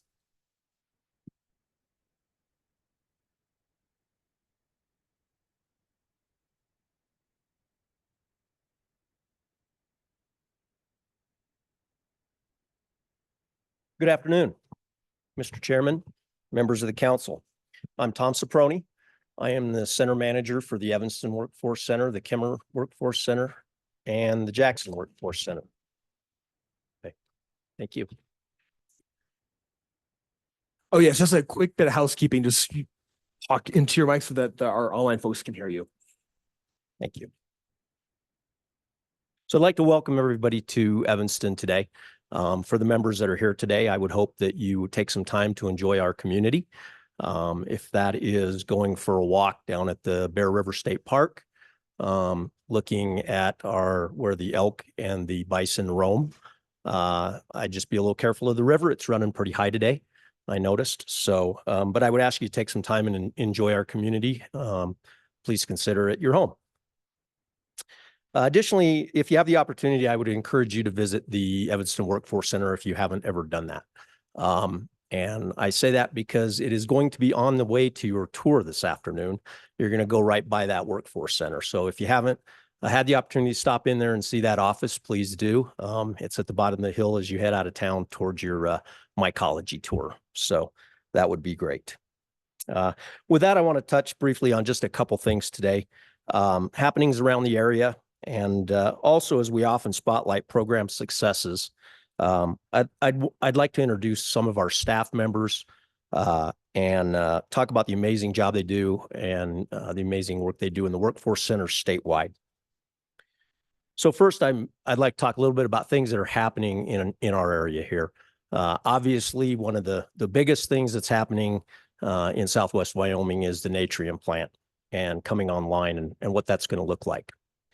For those of you here today, I have good news. I drove by Thursday. TerraPower has their sign on the fence. And as of today, as I drove over to Kimmer this morning, dirt work is being done. So there were trucks there, there was equipment there, much anticipated. Things are starting to happen. So that's a wonderful thing. As you probably know, you only have to read the Cowboy State Daily pretty much recently any day, and you're going to hear about happenings in this area, whether it's the nuclear plant, whether it's processing facility for changing coal into ammonia. Those type things are happening, and they're looking to move into this part of the country. We already have industries with the energy. Obviously, this area has the energy component, and they're also looking to do so much more with things that we know that are happening with coal. So we have solar fields that they've completed. We have wind energy. We now have nuclear coming on board. And then we have some great companies that are looking to do certain things with coal. So that's just a wonderful thing that's happening. Also with the carbon capture projects we have at ExxonMobil out of Chute Creek up by LaBarge. That's been expanding, huge operations going on, a lot of work being done there. So, and then this area also, obviously one of the big industries is tourism and recreation. Here for this area here, if you go south 22 miles, you're in the beautiful Uinta Mountains. If you go about an hour north of here, on the Idaho and Utah border, there's Bear Lake. If you haven't been there, the Caribbean of the West. The water is unbelievable, unbelievably blue from the minerals there. So it's just a great location. If you came in today and we're looking to drive over our overpass, you see it's under construction, which is going to make a big impact for our summer traffic here going both to the Uintas and over to the Bear Lake area. So some challenges here that we've had going on as well.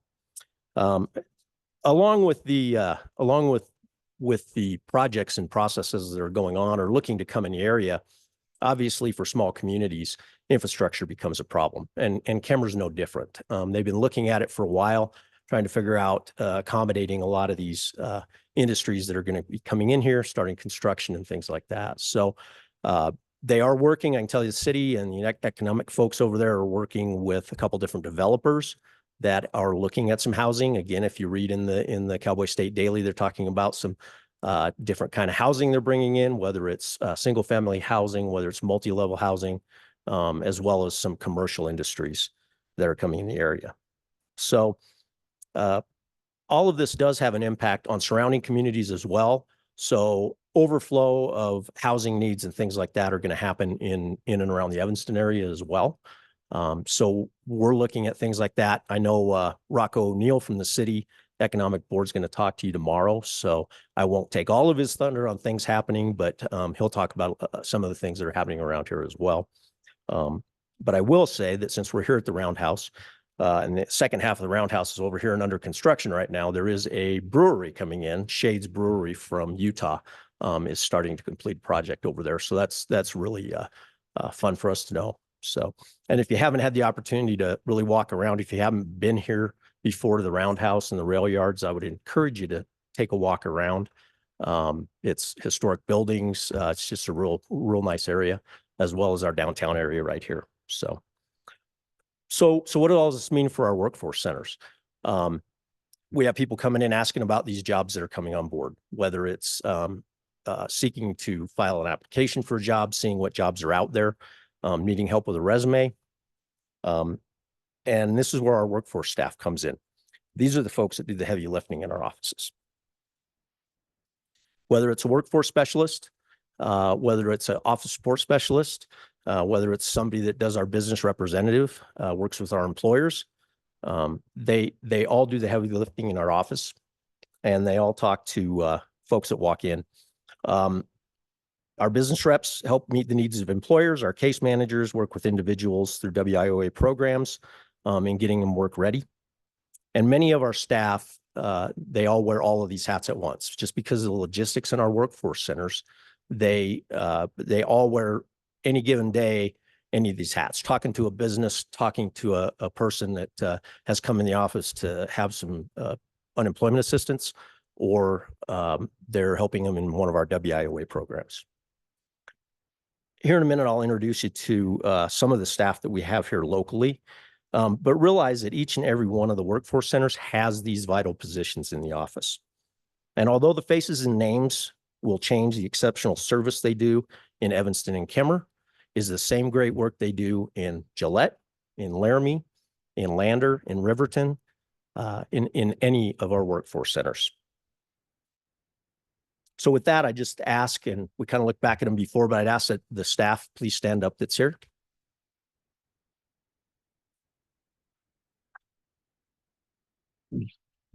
A quick introduction. The two ladies in the back, Bonnie and Donna, are from our Kemmer Workforce Center, and they've been working with Earthwork Solutions out of Gillette on posting those jobs. In front of them, we have Wendy and Kelsey out of our Evanston Workforce Center. And all these ladies do, again, all of those jobs in the workforce centers. So business rep, case managers, and just work with any individual that walks in the door. So thank you, ladies. The one that didn't stand up is Stephen Palladino. He's from our Rock Springs Workforce Center, and he's one of our youth case managers as well. So I'd like to take a minute just to acknowledge a little further, and I'll close just with some quotes and some comments from our participants, our coworkers, and some of our partners. And they talk about staff throughout the state. And as Christina mentioned up there, we have the Employee of the Month. And during these times, these things come forward, certain comments, certain quotes that people say about the work that they do. And so I'd just like to close with a few of these. Practices exceptional customer service on a daily basis. Has built bridges with our partners and employers since beginning work here. Boosts the morale and energizes the team on a daily basis. This is from a participant. The genuine care and compassion being shown to us by all is such a comfort, and the tools and guidance provided is simply amazing. I can't put into words the heartfelt gratitude I have for you guys. Values clients' time and provides knowledgeable, resourceful insights and solutions. Collaborating with fellow case managers who handle different grants such as WIOA in order to optimize support for participants and provide them with a wide range of services and resources. From one of our VR staff, talking about the services one of our workforce center staff provided. She took the time to always meet and listen to the veteran. Even though she knew DWS could not continue to offer him anything further, she provided resources and contacted community members who could provide him with resources, assistance, and relocating.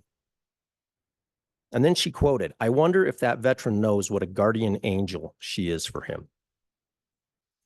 Passion for assisting others shines through, invigorating the team and fostering a positive and collaborative atmosphere.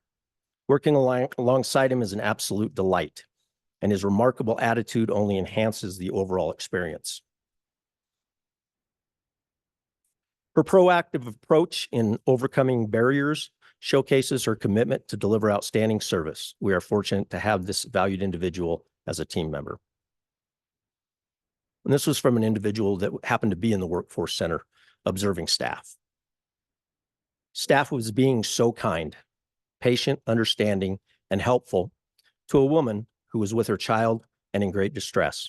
I didn't hear the details, but she was crying and upset about possibly becoming homeless. They sat patiently with her and listened to her story, and it seemed they truly had a heart for helping her out. I was so moved by that. You just don't see that very often. They weren't annoyed or put off with her, and that's the way it should be. Now, I feel I can speak for all the center managers. I know there's probably center managers online right now as well. When I say it's these kind of things each and every day that amaze me. I get to work with these people constantly, and they do these amazing things all the time. And I want to say thank you to the council for giving me the time to recognize them at this point. And I want to thank you also for providing them with the resources to continue to provide their excellent service. So thank you. Yay. Thank you, Tom. And, I'm very happy that you ended with those quotes, because it truly is. I was just kind of thinking about it as you were speaking. All of us are kind of working on these big strategies and, back office and all this kind of stuff. But really, our work truly is reflected in that last mile, that laser focus, which is coming to the front line, right? When we're actually interacting with our participants and showing them solutions and helping them get there. So all of our work kind of really gets lasered down into that. So thank you for providing that update. And I'm glad that, Evanston's been great so far. Yeah. I mean, even this building that we're currently in, it's a great representation of historical plus new, modern. So very excited. So any council discussion or questions for Tom? I've just got one, Mr. Chairman. Thanks for letting even me come visit your service center. Mr. Chairman. Mr. Wild, you're always welcome. Just a quick question for Tom, or maybe the staff from Kemmerer. Just curious about how, with the earthworks effort going, dirt moving now, how that effort is to find workforce for them and their needs, filling their needs. So I use the term over the last little while because they started the core drilling about 2 years ago, and in a lot of instances, there's a certain group of people that they want it now. They want to see everything happen now, and we know with these projects, that's not going to happen that way. And I think for the area, because it has seen boom and bust before, it's had the energy situations like a lot of places in Wyoming, that there's a hesitant excitement about these projects. So until they really start seeing these things move, then we see more things move. So although probably up to a year ago, we started seeing people come in, hey, when's that going to start? When are they going to hire me? What are they doing labor jobs and all of this? We had to kind of, parse that down and tell them, there's a process, there's a system. Bechtel, the general contractors, are going to hire folks. When that becomes available, we'll see it. So we've had a couple of things with some local companies there. And then the big one was when Earthworks came down and said, hey, we need some people and we'll be looking for more. So I would expect now that people start seeing that, we're going to see a lot more activity because folks are going to want to know if there's jobs available. So, does that answer your question, sir? Thank you. Thank you, Ms. Goldberg. We do have a question online. Actually, we have two comments that I wanted to bring to people's attentions from members who are online for the last discussion. So Corinne Schmidt with Department of Family Services says it's exceptionally more difficult for youth and foster care as well. And this goes back to the conversation about driver's licenses. And then Steve Miller said, I'm not sure if all of the Lions Club, but have a program like this, but the Cody Lions Club will pay for basic sets of glasses for those in the community. Thank you, Jennifer. Additional questions, comments for Tom? Yes, sir. Thank you. I'm wondering how being this close to Utah impacts the work that you do. And do you see folks leaving Wyoming to go work in Utah more than you think we could retain here? Or are we leaking into the other states? Thank you for that question, Councilwoman. Yes, we do see that in the area quite a bit. Actually, probably within the last several years, with how Park City has increased, just the location and the jobs that are available. We're seeing those folks that do travel. We're the last exit. We're the workforce center right off last exit before you go into Utah. And in the morning when you come in, yeah, a lot of local plates at 7 o'clock in the morning, and they're all heading west.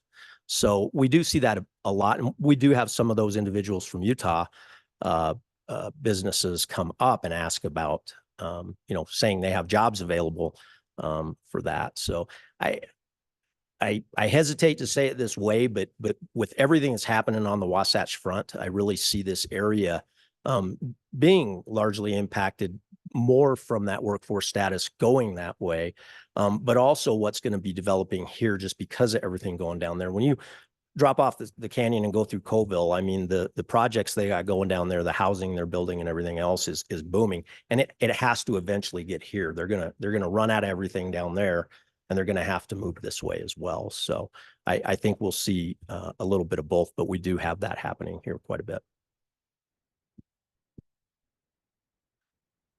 I know from education and where we're at in Evanston, I'm seeing more and more teachers resign and head to Utah. And especially if you have 10 years experience, you're going to head to Utah for a 6-figure salary, and that's just the gist of it. And if you're a beginning teacher, where our beginning teacher salary is 51, most in Utah right now, that just is 63, and you add in like, hey, we don't have state income tax, and that doesn't matter. It does, most of those people are writing that off anyways, those young kids. And we're talking about graduates of Evanston High School, and kids have said, nah, we're going to stay. We're going to go to Utah and make that. So. Awesome. Well, great. Thank you for the discussion, Council. And thank you, Tom and team, for the updates. Some really good stuff happening here in Southwest Wyoming. So thank you. And yeah, one of the things that kind of just came up to mind, I want to continue to toss out ideas for you to think about on onboard. And I was like, I'm just thinking about, we have a rapid response for when we have, major layoffs and businesses closing. Do we have a program for the opposite when we have like a chemical or nuclear plant, a multi-billion-dollar data center? Like, do we have that rapid response for, we've got to supply jobs, we got to supply people, we got to supply training? So just another thought to think on. Like, we should have the same thing, right? Balance the teeter, the seesaw or whatever. So, all right. Well, we are perfectly on time, which is fantastic. So we are scheduled for a break until 3 o'clock. And once we reconvene from our break, we'll be getting an update from Unita County BOCES update for 20 minutes. And then we have our very special premiere of the docuseries by Only Co. and Ryan Brothers. And then we'll be heading to the Mycology Center. So stretch your legs, 15 minutes. We'll reconvene at 3 o'clock. Thank you.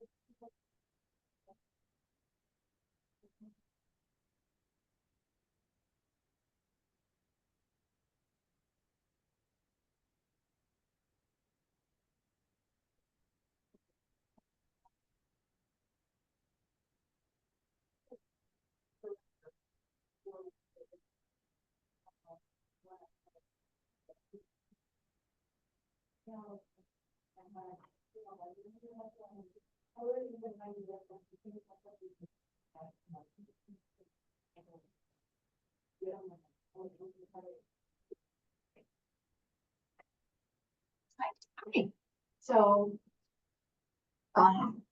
Sharon and I have a meeting in at 3. But we wanted to see if you were available after that to go over some ideas that we have for budgets this month. I don't know because I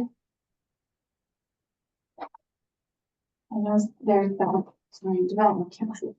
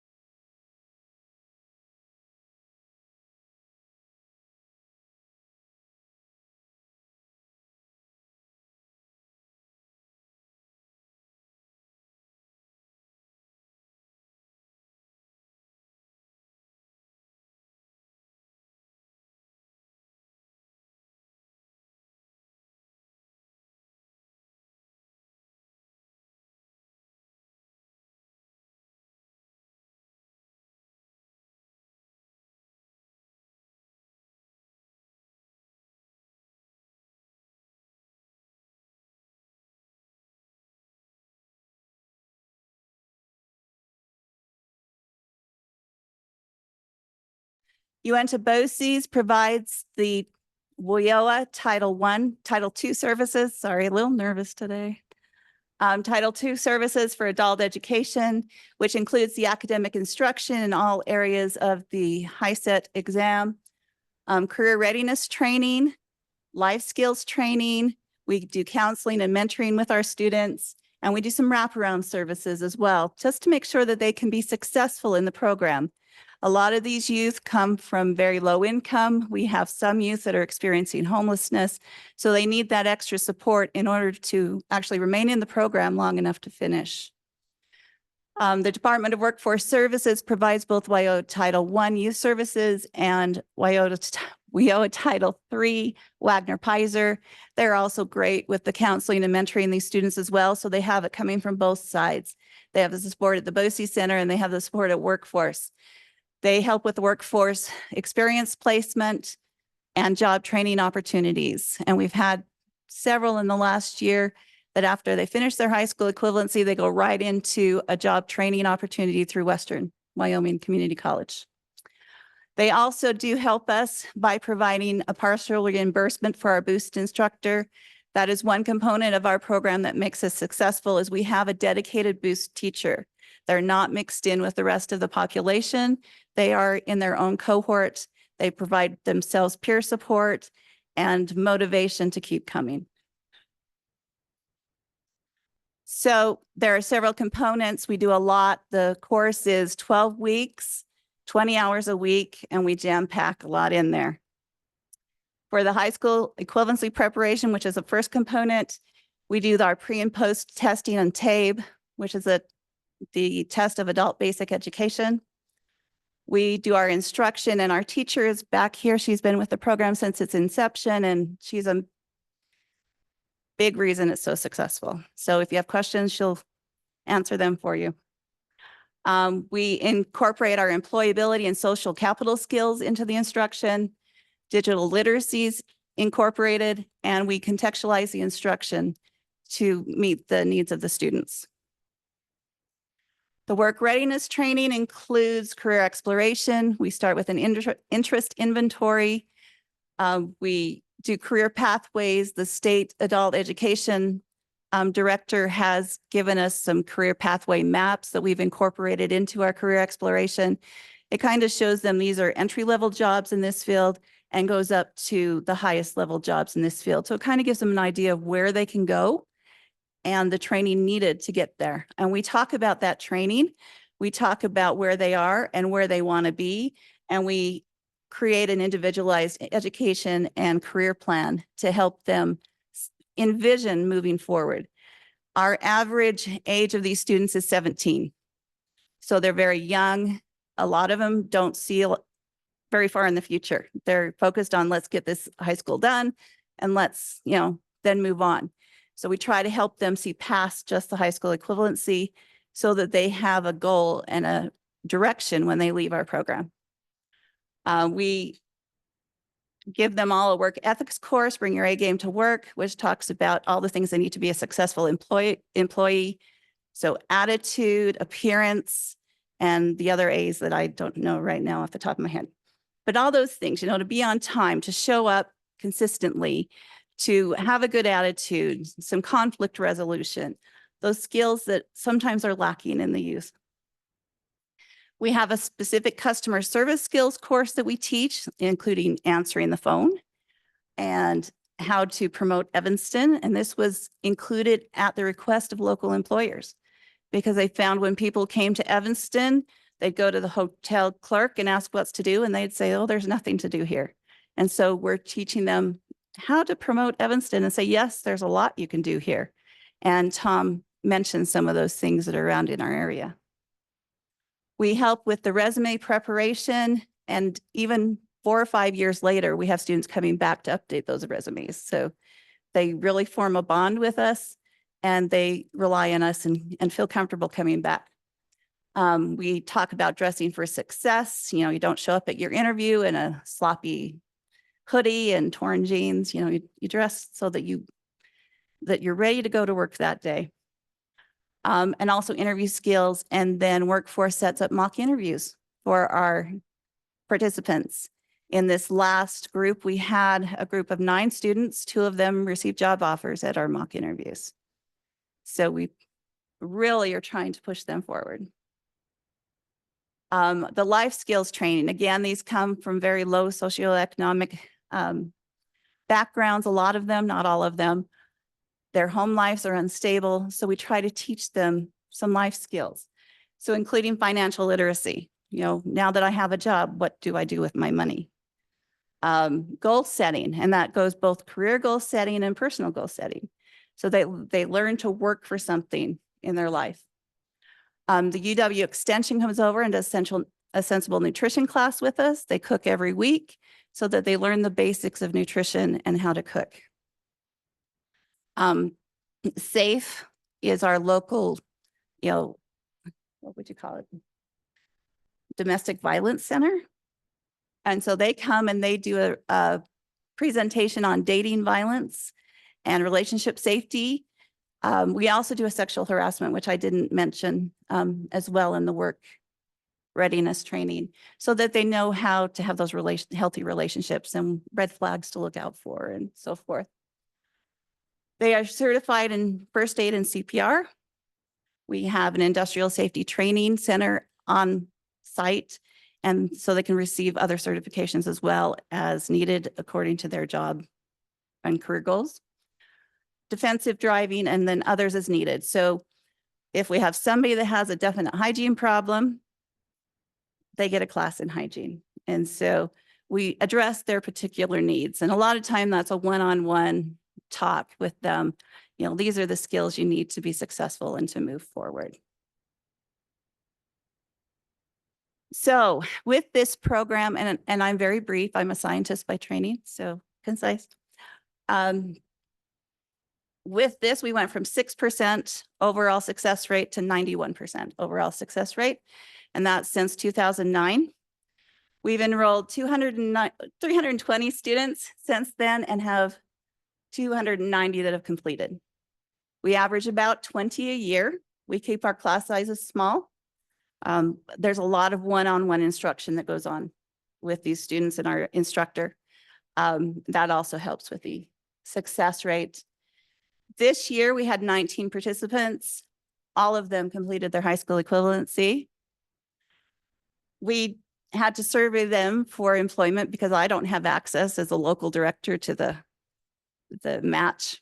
And so the second quarter after exit, 80% of them have a job of some kind. And the fourth quarter, 67%. Now, again, since we were doing a personal survey, we didn't get in touch with anybody, all of them. So that could be higher because we didn't reach all of our participants. Okay. So why are we so successful? The cohort is a big thing. I think taking them out of the classroom where they were mixed in with people of all levels, they're able to focus. They're also, you're going from a group that, we have people that have been out of school for 30 years and you bring them in with a group of kids that have just been out of school a couple of years or just recently left school. And it's hard to get the cohort going. So by giving them their own cohort, we do have that peer mentoring. There's sometimes a competition that goes on, who's going to score the highest, so it gives them that motivation that they didn't have in the just larger classroom. Our partnership's a big thing. Workforce is in our building at least once a week during Boost. They come in, they check on the kids, they make sure they have what they need. They do their mentoring and job training at their center as well. So they get the dual side. Anyway, they're being surrounded, bombarded. We keep our class size small. Again, we need that individual instruction. These are students that were not successful in the traditional high school. There's a reason they weren't successful in the traditional high school. And so we provide them as much support as they can get. We tell them the first day that this is a safe place. We don't tolerate any harassment, any bullying, any teasing. If they have an issue, they come to me or to Carol, our teacher, and it's taken care of. So they know it's a safe place. They have that bond with us and they are successful.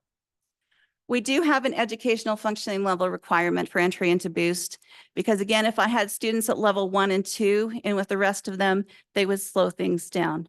We're trying to complete this in 12 weeks at the most. So if we have a student that tests at lower than level 3 is our entry requirement, we put them into our normal adult basic education class until they have the remediation necessary to get into Boost. So that we don't completely say, no, you can't go into Boost. We give them the support they need to be successful in Boost. Workforce gives them the employment experience. Like I said, we had how many? At least 6 this year of our 19 that completed a course through Western Wyoming. So they were given the opportunity to actually get training. We have CNAs, we have welders now that are all ready to enter the workforce. In fact, our CNA has got a job already, and she's very happy with it. They also place them in other work experience programs. Our wraparound service is another big one. I have to get smaller community grants because, as you know, federal funding doesn't allow us to provide some things, but we'll provide emergency food assistance. We provide them meals. We go through a lot of Hot Pockets and all those, and they love toaster strudel. So I buy a lot of those, but they're fed, so they're not worrying about being hungry while they're trying to learn. We make sure that need is met. We keep hygiene products, laundry soap. We have a small food pantry. I'll give them gas cards or taxi passes if they need help with transportation to class. And all of this is through community grants that we get that just provides that support. If they need mental health services, we'll give them a referral and connect them to a counselor. So we do all we can to overcome any barrier they may have. We provide them with work clothes, and that's also Workforce Services helps with that. Interview clothes, just so that they can function and be ready to leave. I know that wasn't 20 minutes, but any questions? And I have we have Kelsey, and we have Carol and Sheila. We can all answer questions about our program and how it works and what's going on with it. And this is our contact in case you need us after. Mr. Chairman. Yes. I've got a question, and it might be a rhetorical question due to the fact that, you know, at one point in time, I lived here in Evanston, but how many years has the Boost program been going on up at BOCES? 15, since 2009. And Carol's been our instructor the entire time. So nobody can take her. She's ours. Other questions? Mr. Chairman, I have a question.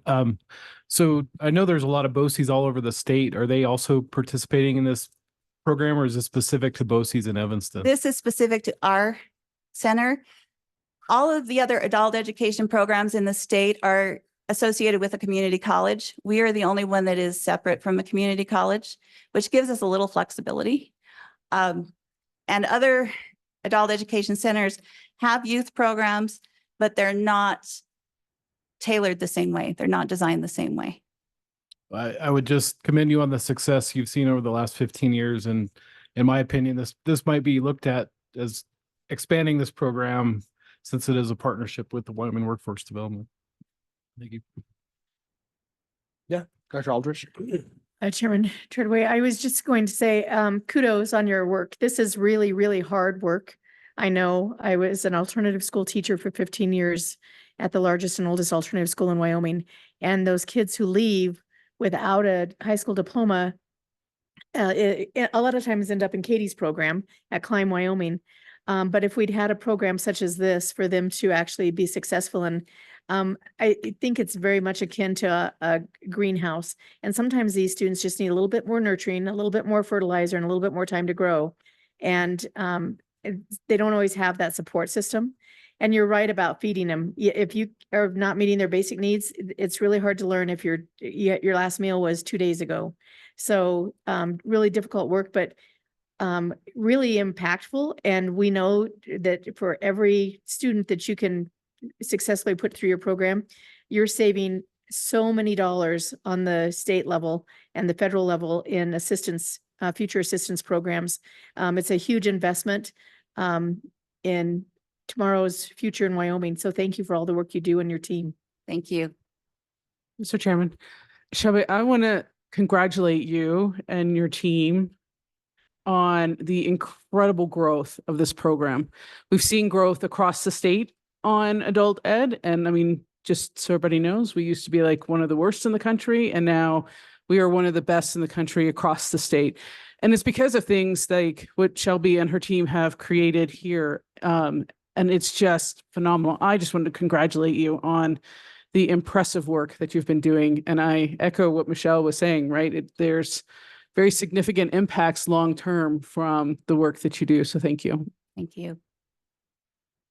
Yeah, and I will echo that sentiment. I think why I love BOCES so much is you really focus on like the Maslow's hierarchy of needs. When you have a student who doesn't have water, they don't know where they're going to be sleeping that night. I'm hungry, like you were pointing out, going to get Hot Pockets and toaster strudels, it's like those, unless you meet those basic requirements, they can't have any vision of what that future looks like. So I think the BOCES program just really kind of starts at that bottom and really tries to work its way up. So yep, I will commend you and your team on all the really wonderful work that you've done. So thank you. Looking forward to it. Mr. Chairman, I think that the partnership you've built with Workforce Services has been incredible, right? I think we heard Christina talking earlier about how you partner together and then can braid the funds and do so much more. And that's what I feel like we're seeing here is exactly that. Right. Yeah, we could not do it without the partnership. We are very limited in funding. And so having that dedicated teacher really makes the difference here. Yeah. Well, great discussion. Yeah, I call that hashtag teams win, right? You can't do it by yourself.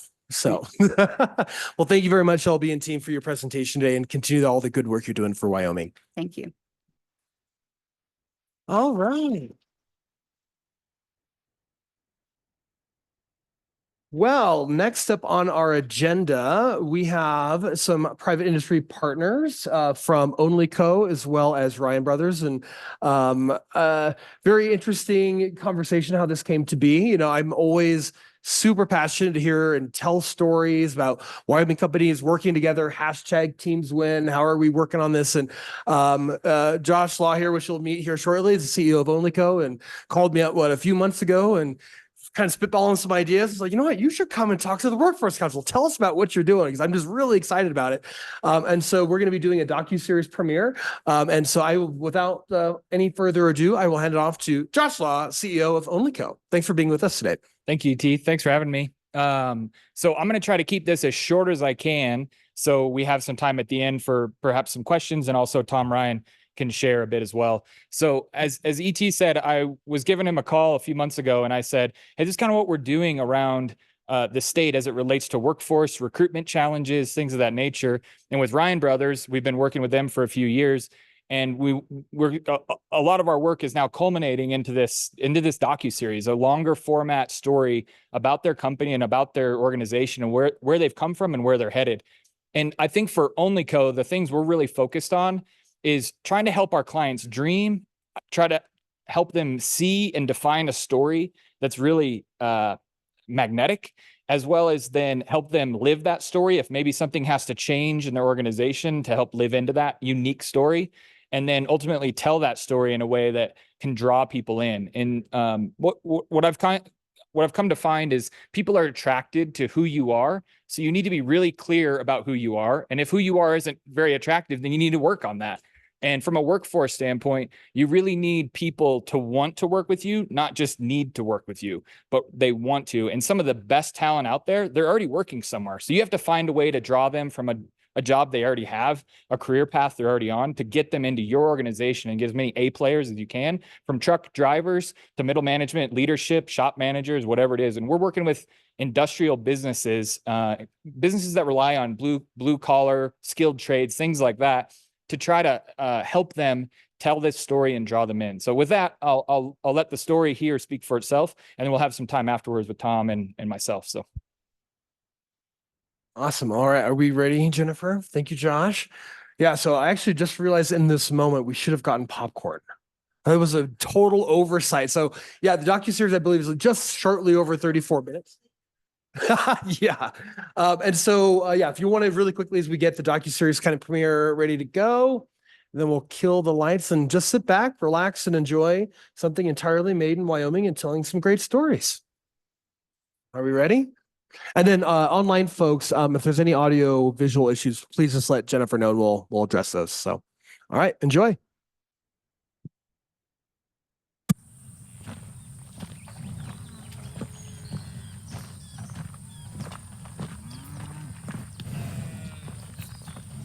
We're working on getting audio.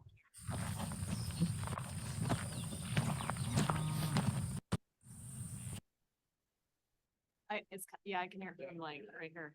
Yeah, online, could you hear it as well? I think sound of footsteps.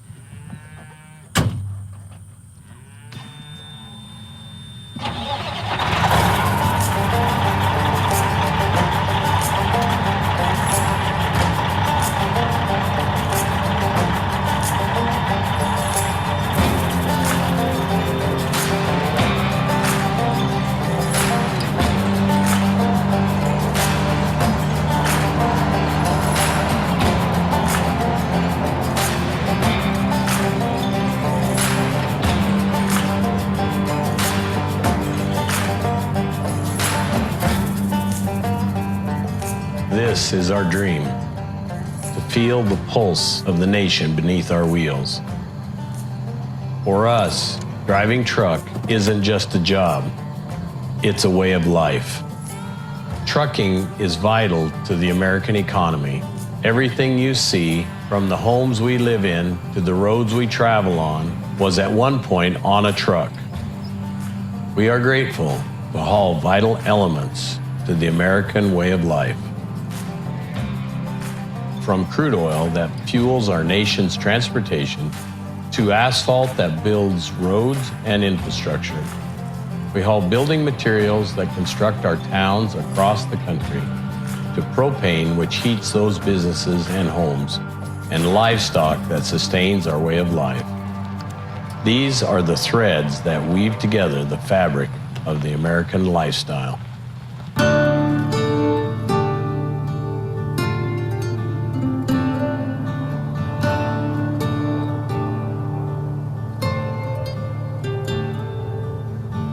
Ryan Brothers Trucking started in 1958 by my father and his brother Jim.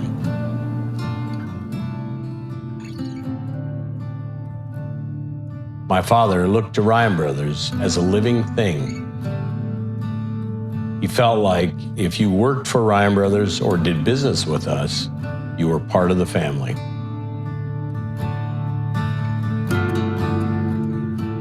Well, they actually started it 3 years before I was born. So I grew up, I didn't know anything different than being in the trucking business.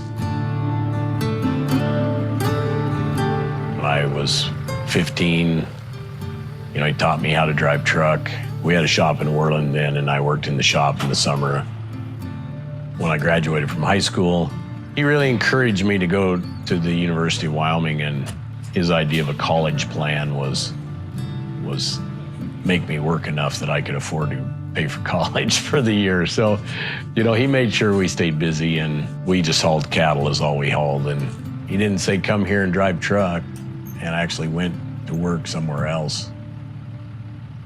I went to work for the Union Pacific Railroad of all people, and trucker going to work for the railroad. And I was there about a year in their offices in Omaha and knew that was not what I was going to do. How did you know that? It just was driving me crazy that working in an office every day, and it just wasn't a passion for mine.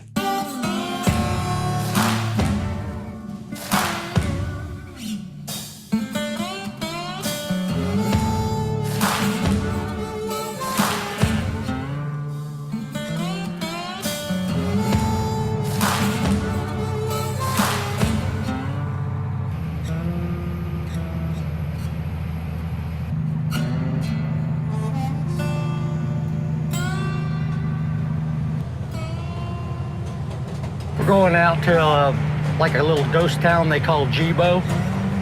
It's probably 10 miles out of town or less.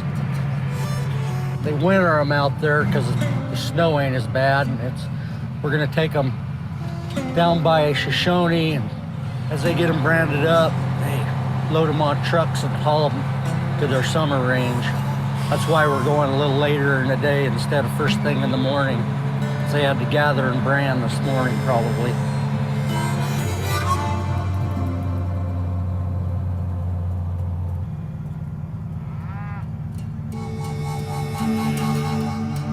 Not leave any cracks or cattle will get their feet down in there and break their legs.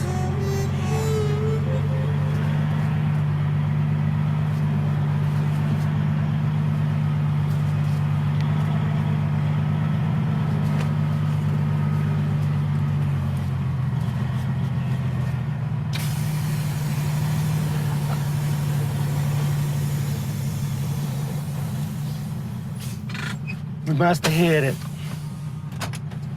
They give me the thumbs up. So now we'll load them. See what they got.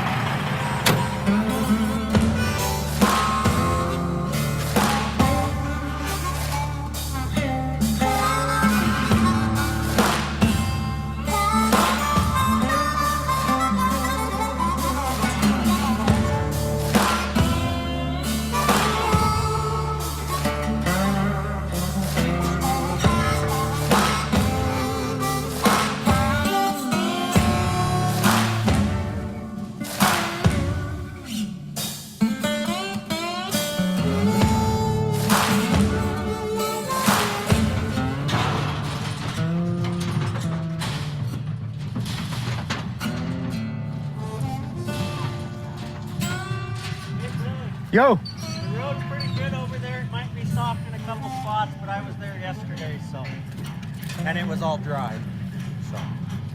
Good luck. Yeah. So who's bringing the tractor? We've got one over there, so. Okay.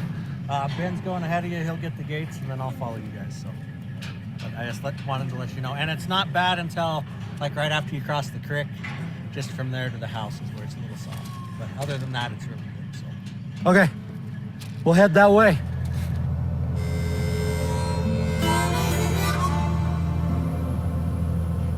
Sorry about you, Ryan. You got it on back there? Say again. Looking for them Ryan trucks. Yeah, you got one here. All right, I'm going to slow her down to Papa so you guys can get on into the canyon. A little boogie in it. I'm going to be going slow through there.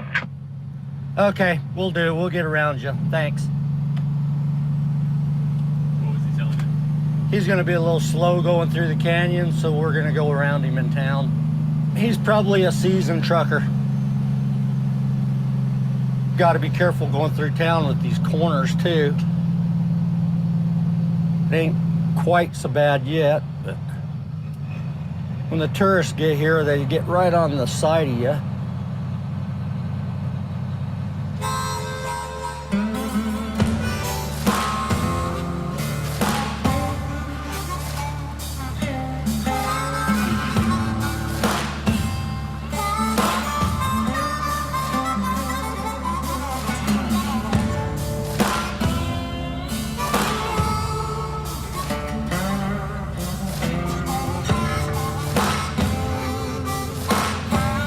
On hauling these cattle though, you don't get directions like you normally do. The first time I come out here, Tom Jr. was telling me how to get to this place, told me where to turn off there. And there's not a number address. You go on this road till you come to a tree, then take a left. That's my directions on how to get up here. And then follow that road to the end. You'll see.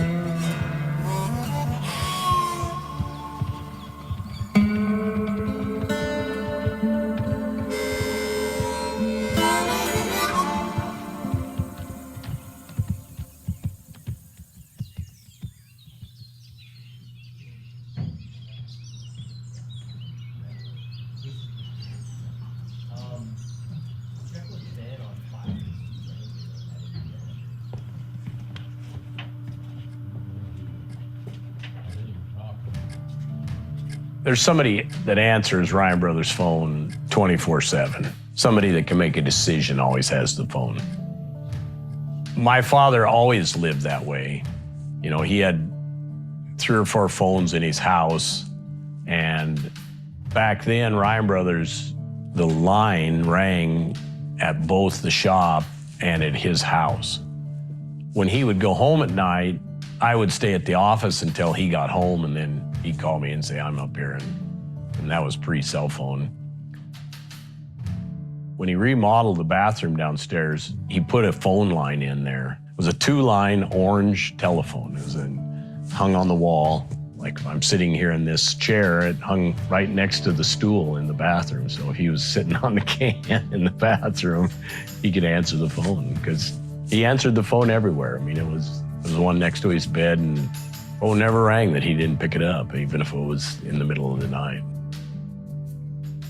It's kind of funny, you know, that, I don't know, something from my childhood that I always remember. You know, not many people had phone in their bathroom, but, you know, you didn't have an option of call forwarding or any of that. So, you know, he spent a lot of time sitting on his patio in the evenings, and, you know, he was the guy that answered the phone. Yeah, it was always, you know, that we just really took a lot of pride in that, you know, you could get a hold of somebody here at Ryan Brothers, and we still do take a lot of pride in that, so. It's just nice to know that you have a voice, you know, that you can call the dispatch and they'll answer the phone and give you direction, or, you know, say, well, I don't know if it's all gonna fit. I mean, they can help you make those decisions that we don't require our drivers to make those decisions. Just like if you have some mechanical problem, we don't expect you to find somebody to fix your truck. We take care of those kinds of things. We don't make you go buy a tire. We figure out how to get that done for you. You know, we have a lot of different opportunities with what we do. So I think that, you know, there's guys that we certainly, you know, especially guys that have been here for a long time. You know, we really try to tailor the job to what works for their schedule and what works for their lifestyle. You know, we're going to do our best to communicate with you what our expectations are, and, you know, what we expect of riding for the brand around here.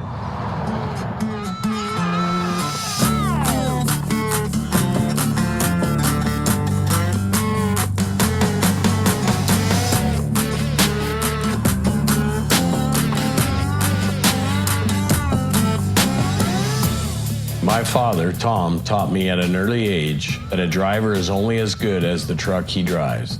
Having a clean truck was and still is a powerful part of who we are. We primarily run Western Stars and Kenworths. These trucks are renowned for their ruggedness, versatility, and performance in demanding environments. Our trucks are designed to tackle the toughest jobs with ease.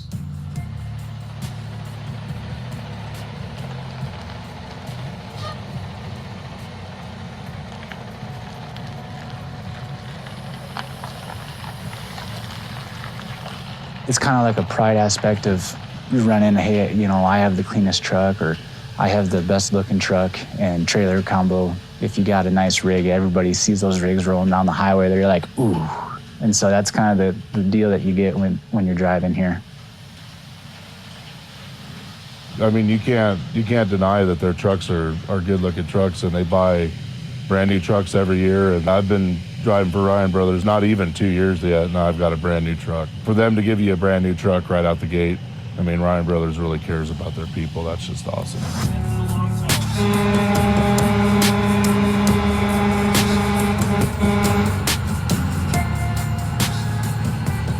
I think all truckers are just little kids at heart. At a glance, this is the fleet here. And so then we can go in and look at any particular vehicle, zoom in now, and I can see what his path's been for the day. I can go in, I can see what, you know, his speed is. I can see what the speed limit is in that area. We don't sit here and I'm not Big Brother all day. I'm not looking at what speeds people are going. I can see still shots of that trip. So I can go in and it gives me a still shot like every 2 minutes. Great thing for this, for like the dispatch side, is we can see what the road conditions are like. And so if you have a driver somewhere that's running into like a snow squall, you can go in here and say, hey, you know, you got like 5 miles of that, and then it opens up because I got trucks on the other side of it that are doing just fine. The biggest one for us is like have guys that'll like jam on the brakes and swerve to miss a deer. Well, we put these giant bumpers on the front of our trucks, and that bumper will not bend to a deer. So big thing in those sort of situations in a harsh braking where you have to get on the brake, or that is maintaining your lane. So that's an example of a main thing we'll coach on, is if a guy slams on the brake and veers, that's how you roll a truck. Sorry, Bambi, but we're gonna keep our truck today, and you know, the coyotes and crows are gonna have a tasty snack for tonight.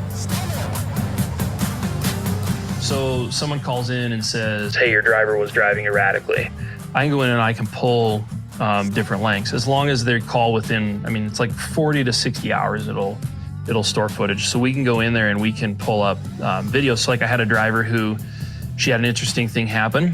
And so I went and pulled up the video. She didn't slam on her brakes, which was good. And so it didn't automatically kick it to me. So I went and pulled this, but you see that pronghorn dodges right in between the two vehicles. When we pull that up, we can see speed, we can see the location of where it happened. If someone's claiming that our truck caused damage or did something that our driver was unaware of, we can go and we can confirm that it is the truck that the person saw. Or a lot of times what it is just education, because someone in a car and someone in a truck see the world differently. You give them that perspective, and maybe even share the video with them and say, here's what it looks like from the trucker's perspective. Because so many people in the general public have no idea what it's like to be in a truck, and what, you know, a truck might look like it's going a lot faster than it actually is just because it's larger. But that's where we can use this tool to help also educate the general public too. I like having a camera, you know, with me, because I'm a safe driver. And so if something happens, I want that on my side. You know, it kind of backs you up and takes a lot of liability off of you. You know, when you're driving a truck, I think everyone automatically thinks it's the truck's fault. That's not the case most of the time. So on here too, like drivers can submit issues with the truck. The great thing is that this will actually dump right into our FleetSoft software that's Ben's department. And so it'll generate a work order immediately to them. So the drivers, now we've got seamless, we've got a seamless transition of that information from the driver to the shop.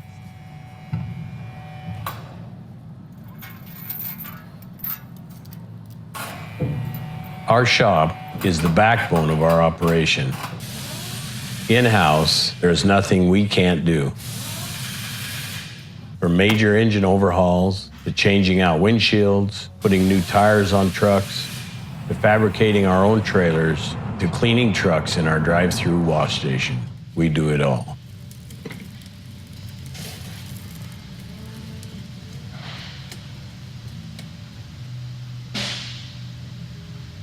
The reason we try to keep our trucks on the road as fast as possible is because not only is that driver, it's important for him to make money, it's important for Ryan Brothers to make money, and downtime doesn't make anybody money. It's just an expense. What do you put back first?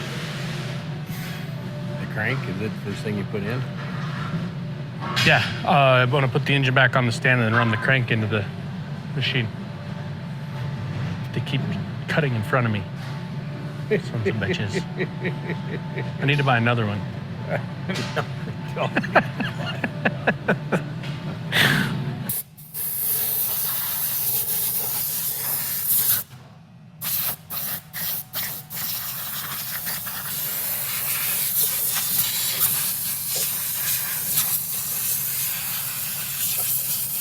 We're building a Series 60 Detroit.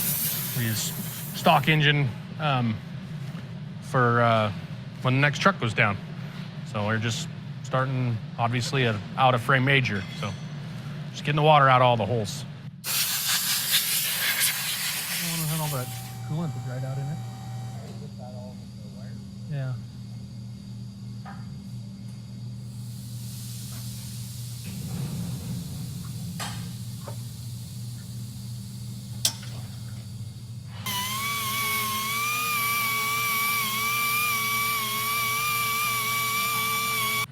I just need, see if I can pick it up. Nope, we need 3 people. Mike, and you guys are both younger than me, so I nominate not to be the lifter. I'll just try to lower it down to the ground. Yep, but I gotta have enough room to come with you, so. Let me make sure I'm going the right way. It's fun to work with young guys that are energetic, and they kind of, bring me to life too a little bit. Oddly enough, this is the first time I'm the oldest person in the shop. So everybody else is younger than me, and I'm not even 40. So it's a really fast dynamic. I mean, we knock repairs out like you wouldn't believe. It's fun. This is going in a truck that the engine seized up in. It was a turbo failure that it actually ran away. So the driver went running for the hills and it slowly died. So if you ever look up truck runaway, that's what happened. So luckily it didn't blow holes through the side of the block, but it did seize up. So this is the replacement engine.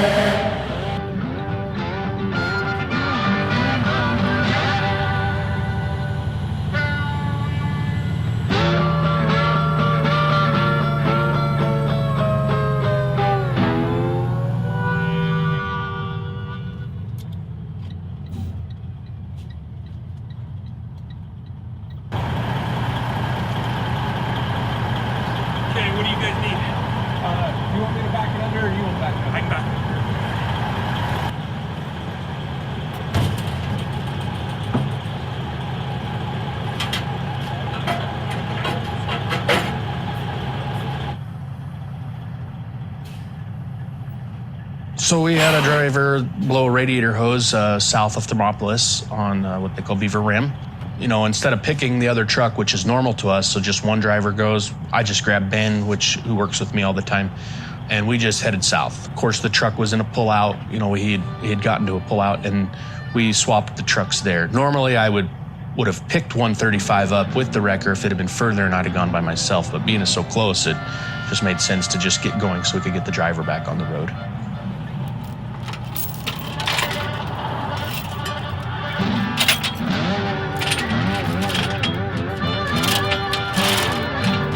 So obviously it was an hour and 30-minute drive, but for 2 hours we had him running down the highway again with the new truck.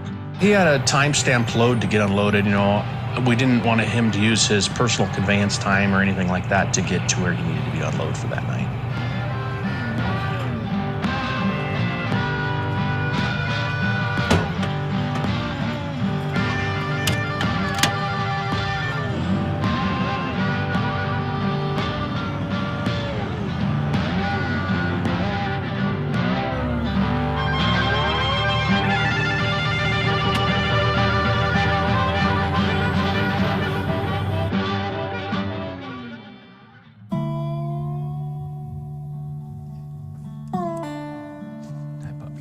In 2005, I joined the Army National Guard for the state of Wyoming. He started off as a Black Hawk helicopter mechanic, which led to moving up to a crew chief position, which led to deployments to Afghanistan. After deployments, I moved up to a wheeled vehicle mechanic position up in the Bighorn Basin here. That brought me to Thermopolis, where I was the motor pool sergeant. So what that is you're in charge of the rolling stock for the unit. So that way you can provide briefs to your commander on what equipment he has and the status of which it's in. When I started driving for Ryan Brothers, it led to this opportunity of being fleet manager, which kind of went hand in hand with the motor sergeant and doing the same thing. And so I managed the wellness of the fleet. So I think that knowledge and skills that I picked up from the Guard doing that definitely fed into what I do today for Ryan Brothers. So those are DD16 oil filters. So now I have the invoice for those. I got to catalog those, and that's about it for the parts.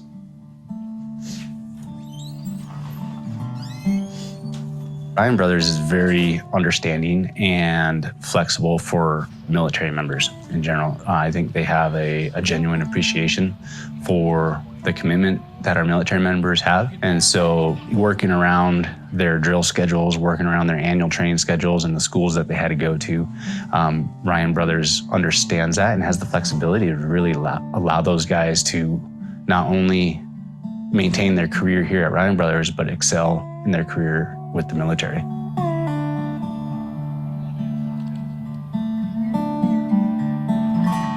I ended up meeting Ryan Brothers about 30-ish years ago. I worked for a company called Beal. But it wasn't very long after I met them that Viola, Tom Ryan Jr.'s mom, one night I was in town and she said, "Hey, we're having dinner at the house tonight and I expect you to be there." That was kind of where it all started. I mean, they treated me like family from that point forward. You know, I'm here every other week. I end up having beers at the shop and dinner with the family. You know, we talk about work a little bit, but honestly, we just talk about life more than anything. For Motor Power, I have 120 accounts between Montana and Wyoming. And honestly, Ryan Brothers is the only account that I have that is like this, and they treat you like family. For them to treat me like that, I can definitely understand why the people that work for them stick around like they do.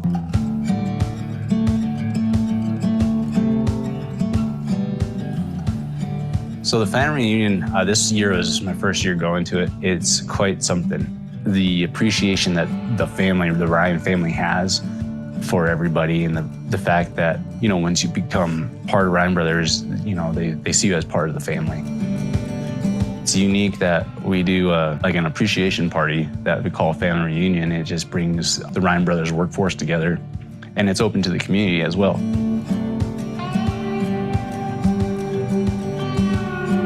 It's a hootenanny, man. It's a pretty fun time.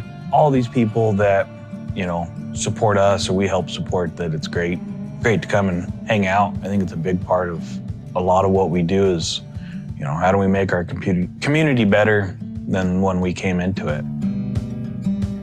We always feel that you're part of the Ryan Brothers family, mainly because Ryan Brothers is its own family. You don't have to be a Ryan to be a Ryan Brothers family. The legacy of our family is that, you know, my grandfather worked really hard to foster a sense of family and community around Ryan Brothers. And, you know, I was raised that way. And we've always felt that, you know, that Ryan Brothers was just part of the Ryan family, basically. A lot of the people that have worked here a long time are part of that family also.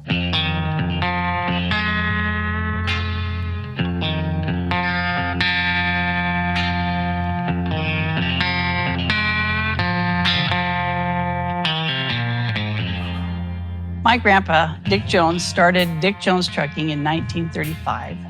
And he did it in a small building with one truck. And he was doing hauls that no one had ever done before. And at that time, it was on dirt roads and in equipment that I can't imagine anybody driving today. I mean, he put everything he owned into buying that first truck. I mean, he was the one driving it. He wasn't hiring anybody. We were livestock haulers way back, and in the early or middle 80s, we were needing more to do, and so Dick Jones used to haul a lot of asphalt, and the way we got into the asphalt business is we leased trucks to Dick Jones when we weren't hauling cows, and they hauled the asphalt for them. We did most of that work for Cenex, and Cenex bought their own trucks, and Jones got out of the asphalt business, but by that time we had acquired a couple of sets of trains of our own, and it wouldn't have started had we not started with Dick Jones, and that that would have made my father smile when we acquired Jones, because that kind of came full circle. You know, how we started hauling asphalt was through him. So back in the winter before we purchased them, I was struggling to cover some work in the north out of Cody. And so I called Dick Jones to see if they'd help us. I talked to Leanne and she said they would cover it for me. And so we just traded the work. That spring, you know, Mitch called me and was just curious if we'd be interested in taking over for him, not just buying their equipment, but taking care of their employees and moving them into our family of trucking.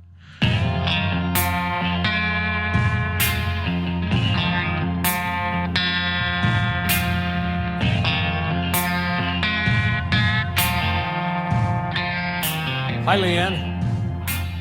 How are you? I was at a point in my life, as well as my brother, that we could see that our children weren't going to take over the business. And one of the things that we learned in college, usually third generation family is when the business dies. He and I are third generation. So we could see the writing on the wall that we didn't want it to die. We didn't have kids, though, that wanted to take it over. And it was the easiest decision Mitch and I ever made, was because it was a family business going to another family business. And the Jones family wasn't as big as the Ryan family in actual people, but you can look at the family as more than just the people who are related to you. We always believed that our employees were part of our family. So does Ryan Brothers. And I'm so proud of that they value the people as much or more than they do anything else.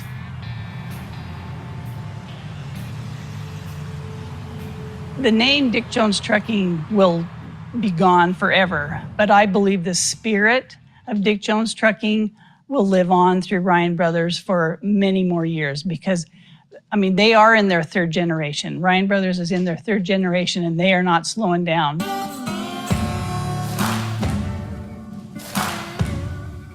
At the end of the day, at Ryan Brothers Trucking, we're more than just a trucking company. We're a family. We have purpose, and we are bound by commitment to excellence. Because for us, driving truck isn't just a job. It's our way of life. It's in our blood. It's in our DNA.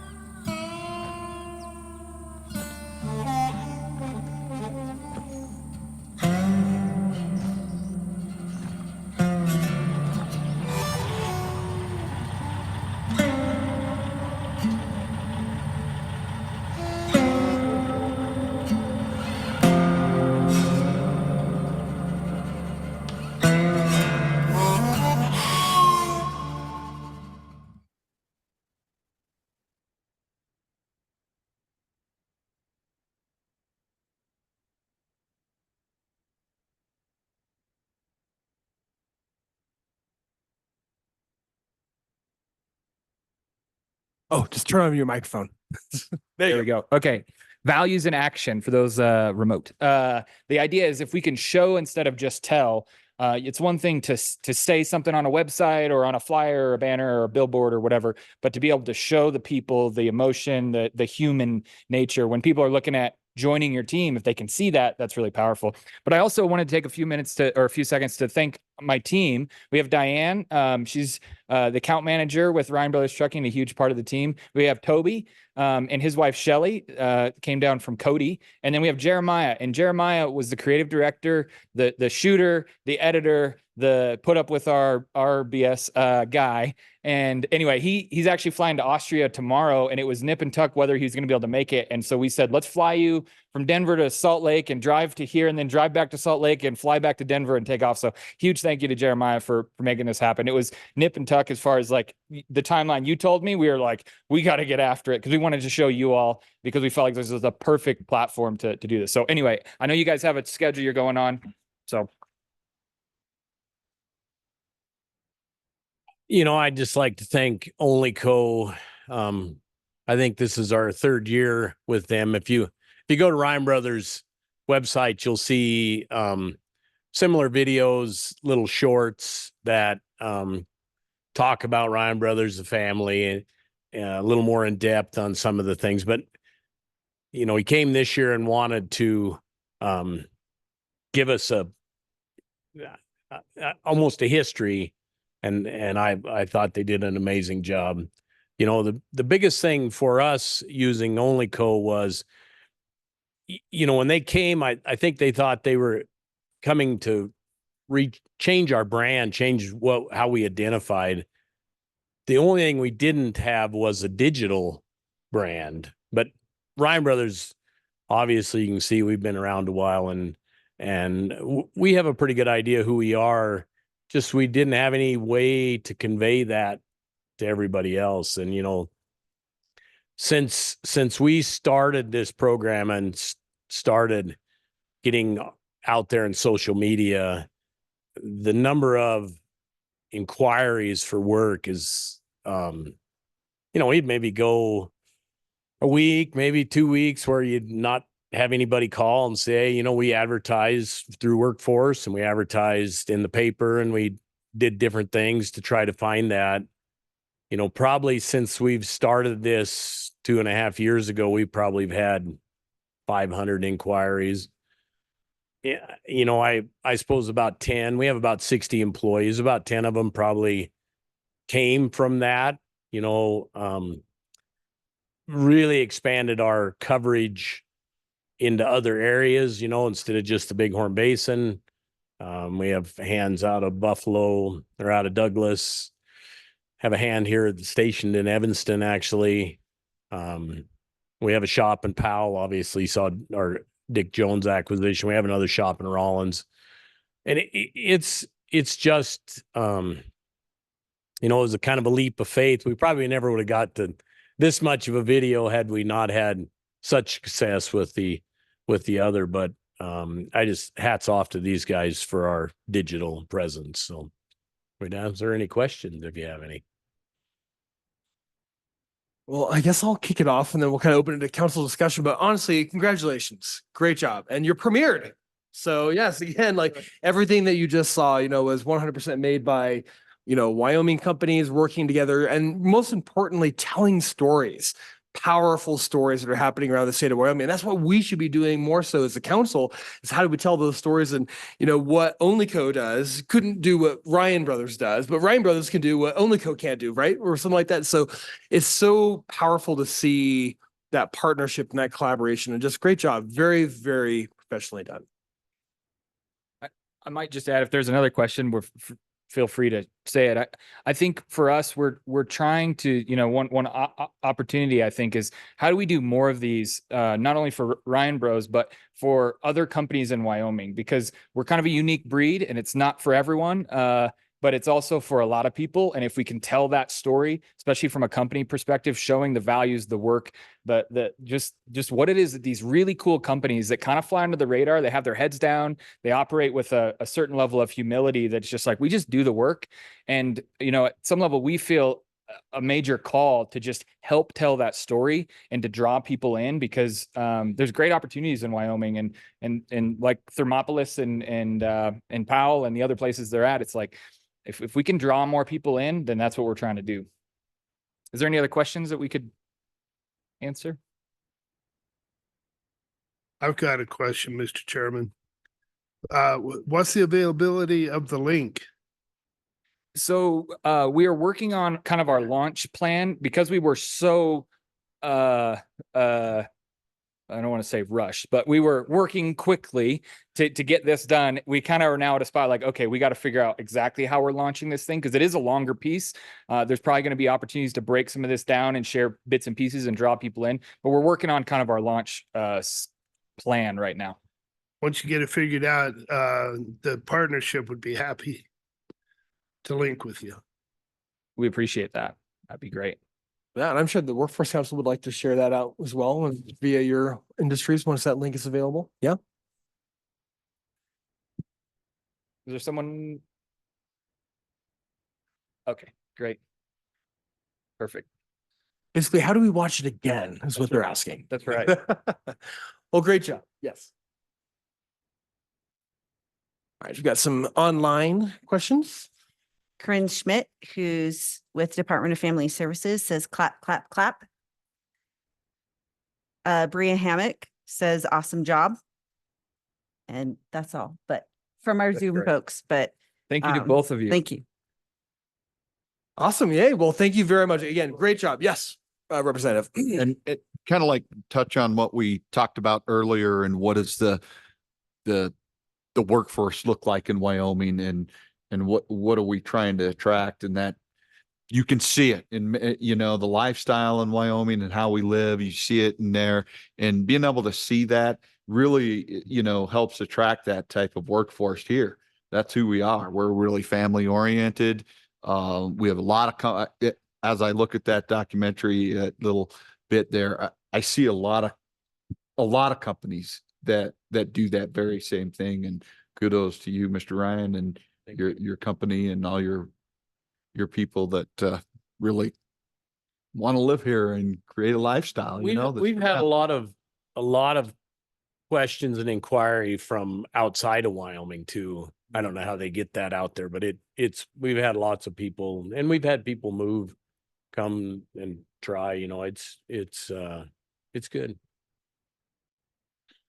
Great. One thing I don't know if I said this at the beginning, so I apologize if I'm repeating it, but it's important enough. I'll say it, is I really think it's important as Wyomingites to be able to have a big enough dream within your company that it fits other people's dreams inside of it.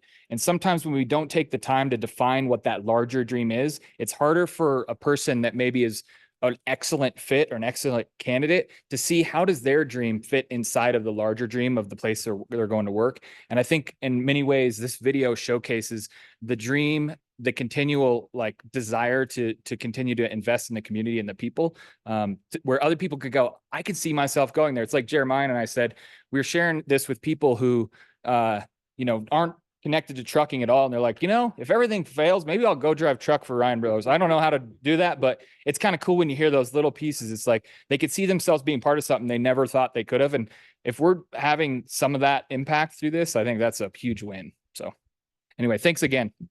Yeah. One more round of applause for Only Co and Ryan Brothers.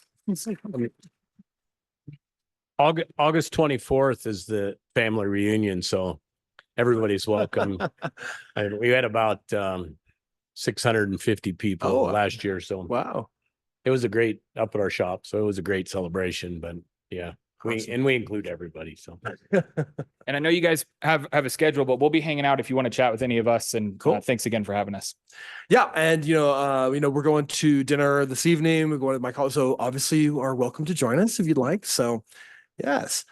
And speaking of which, all right, we are here to wrap up day one before we go into recess. So we are now on our way to Webster Mycology, which I believe everyone should have the address on board. We're scheduled to be there around 4:20. Yep.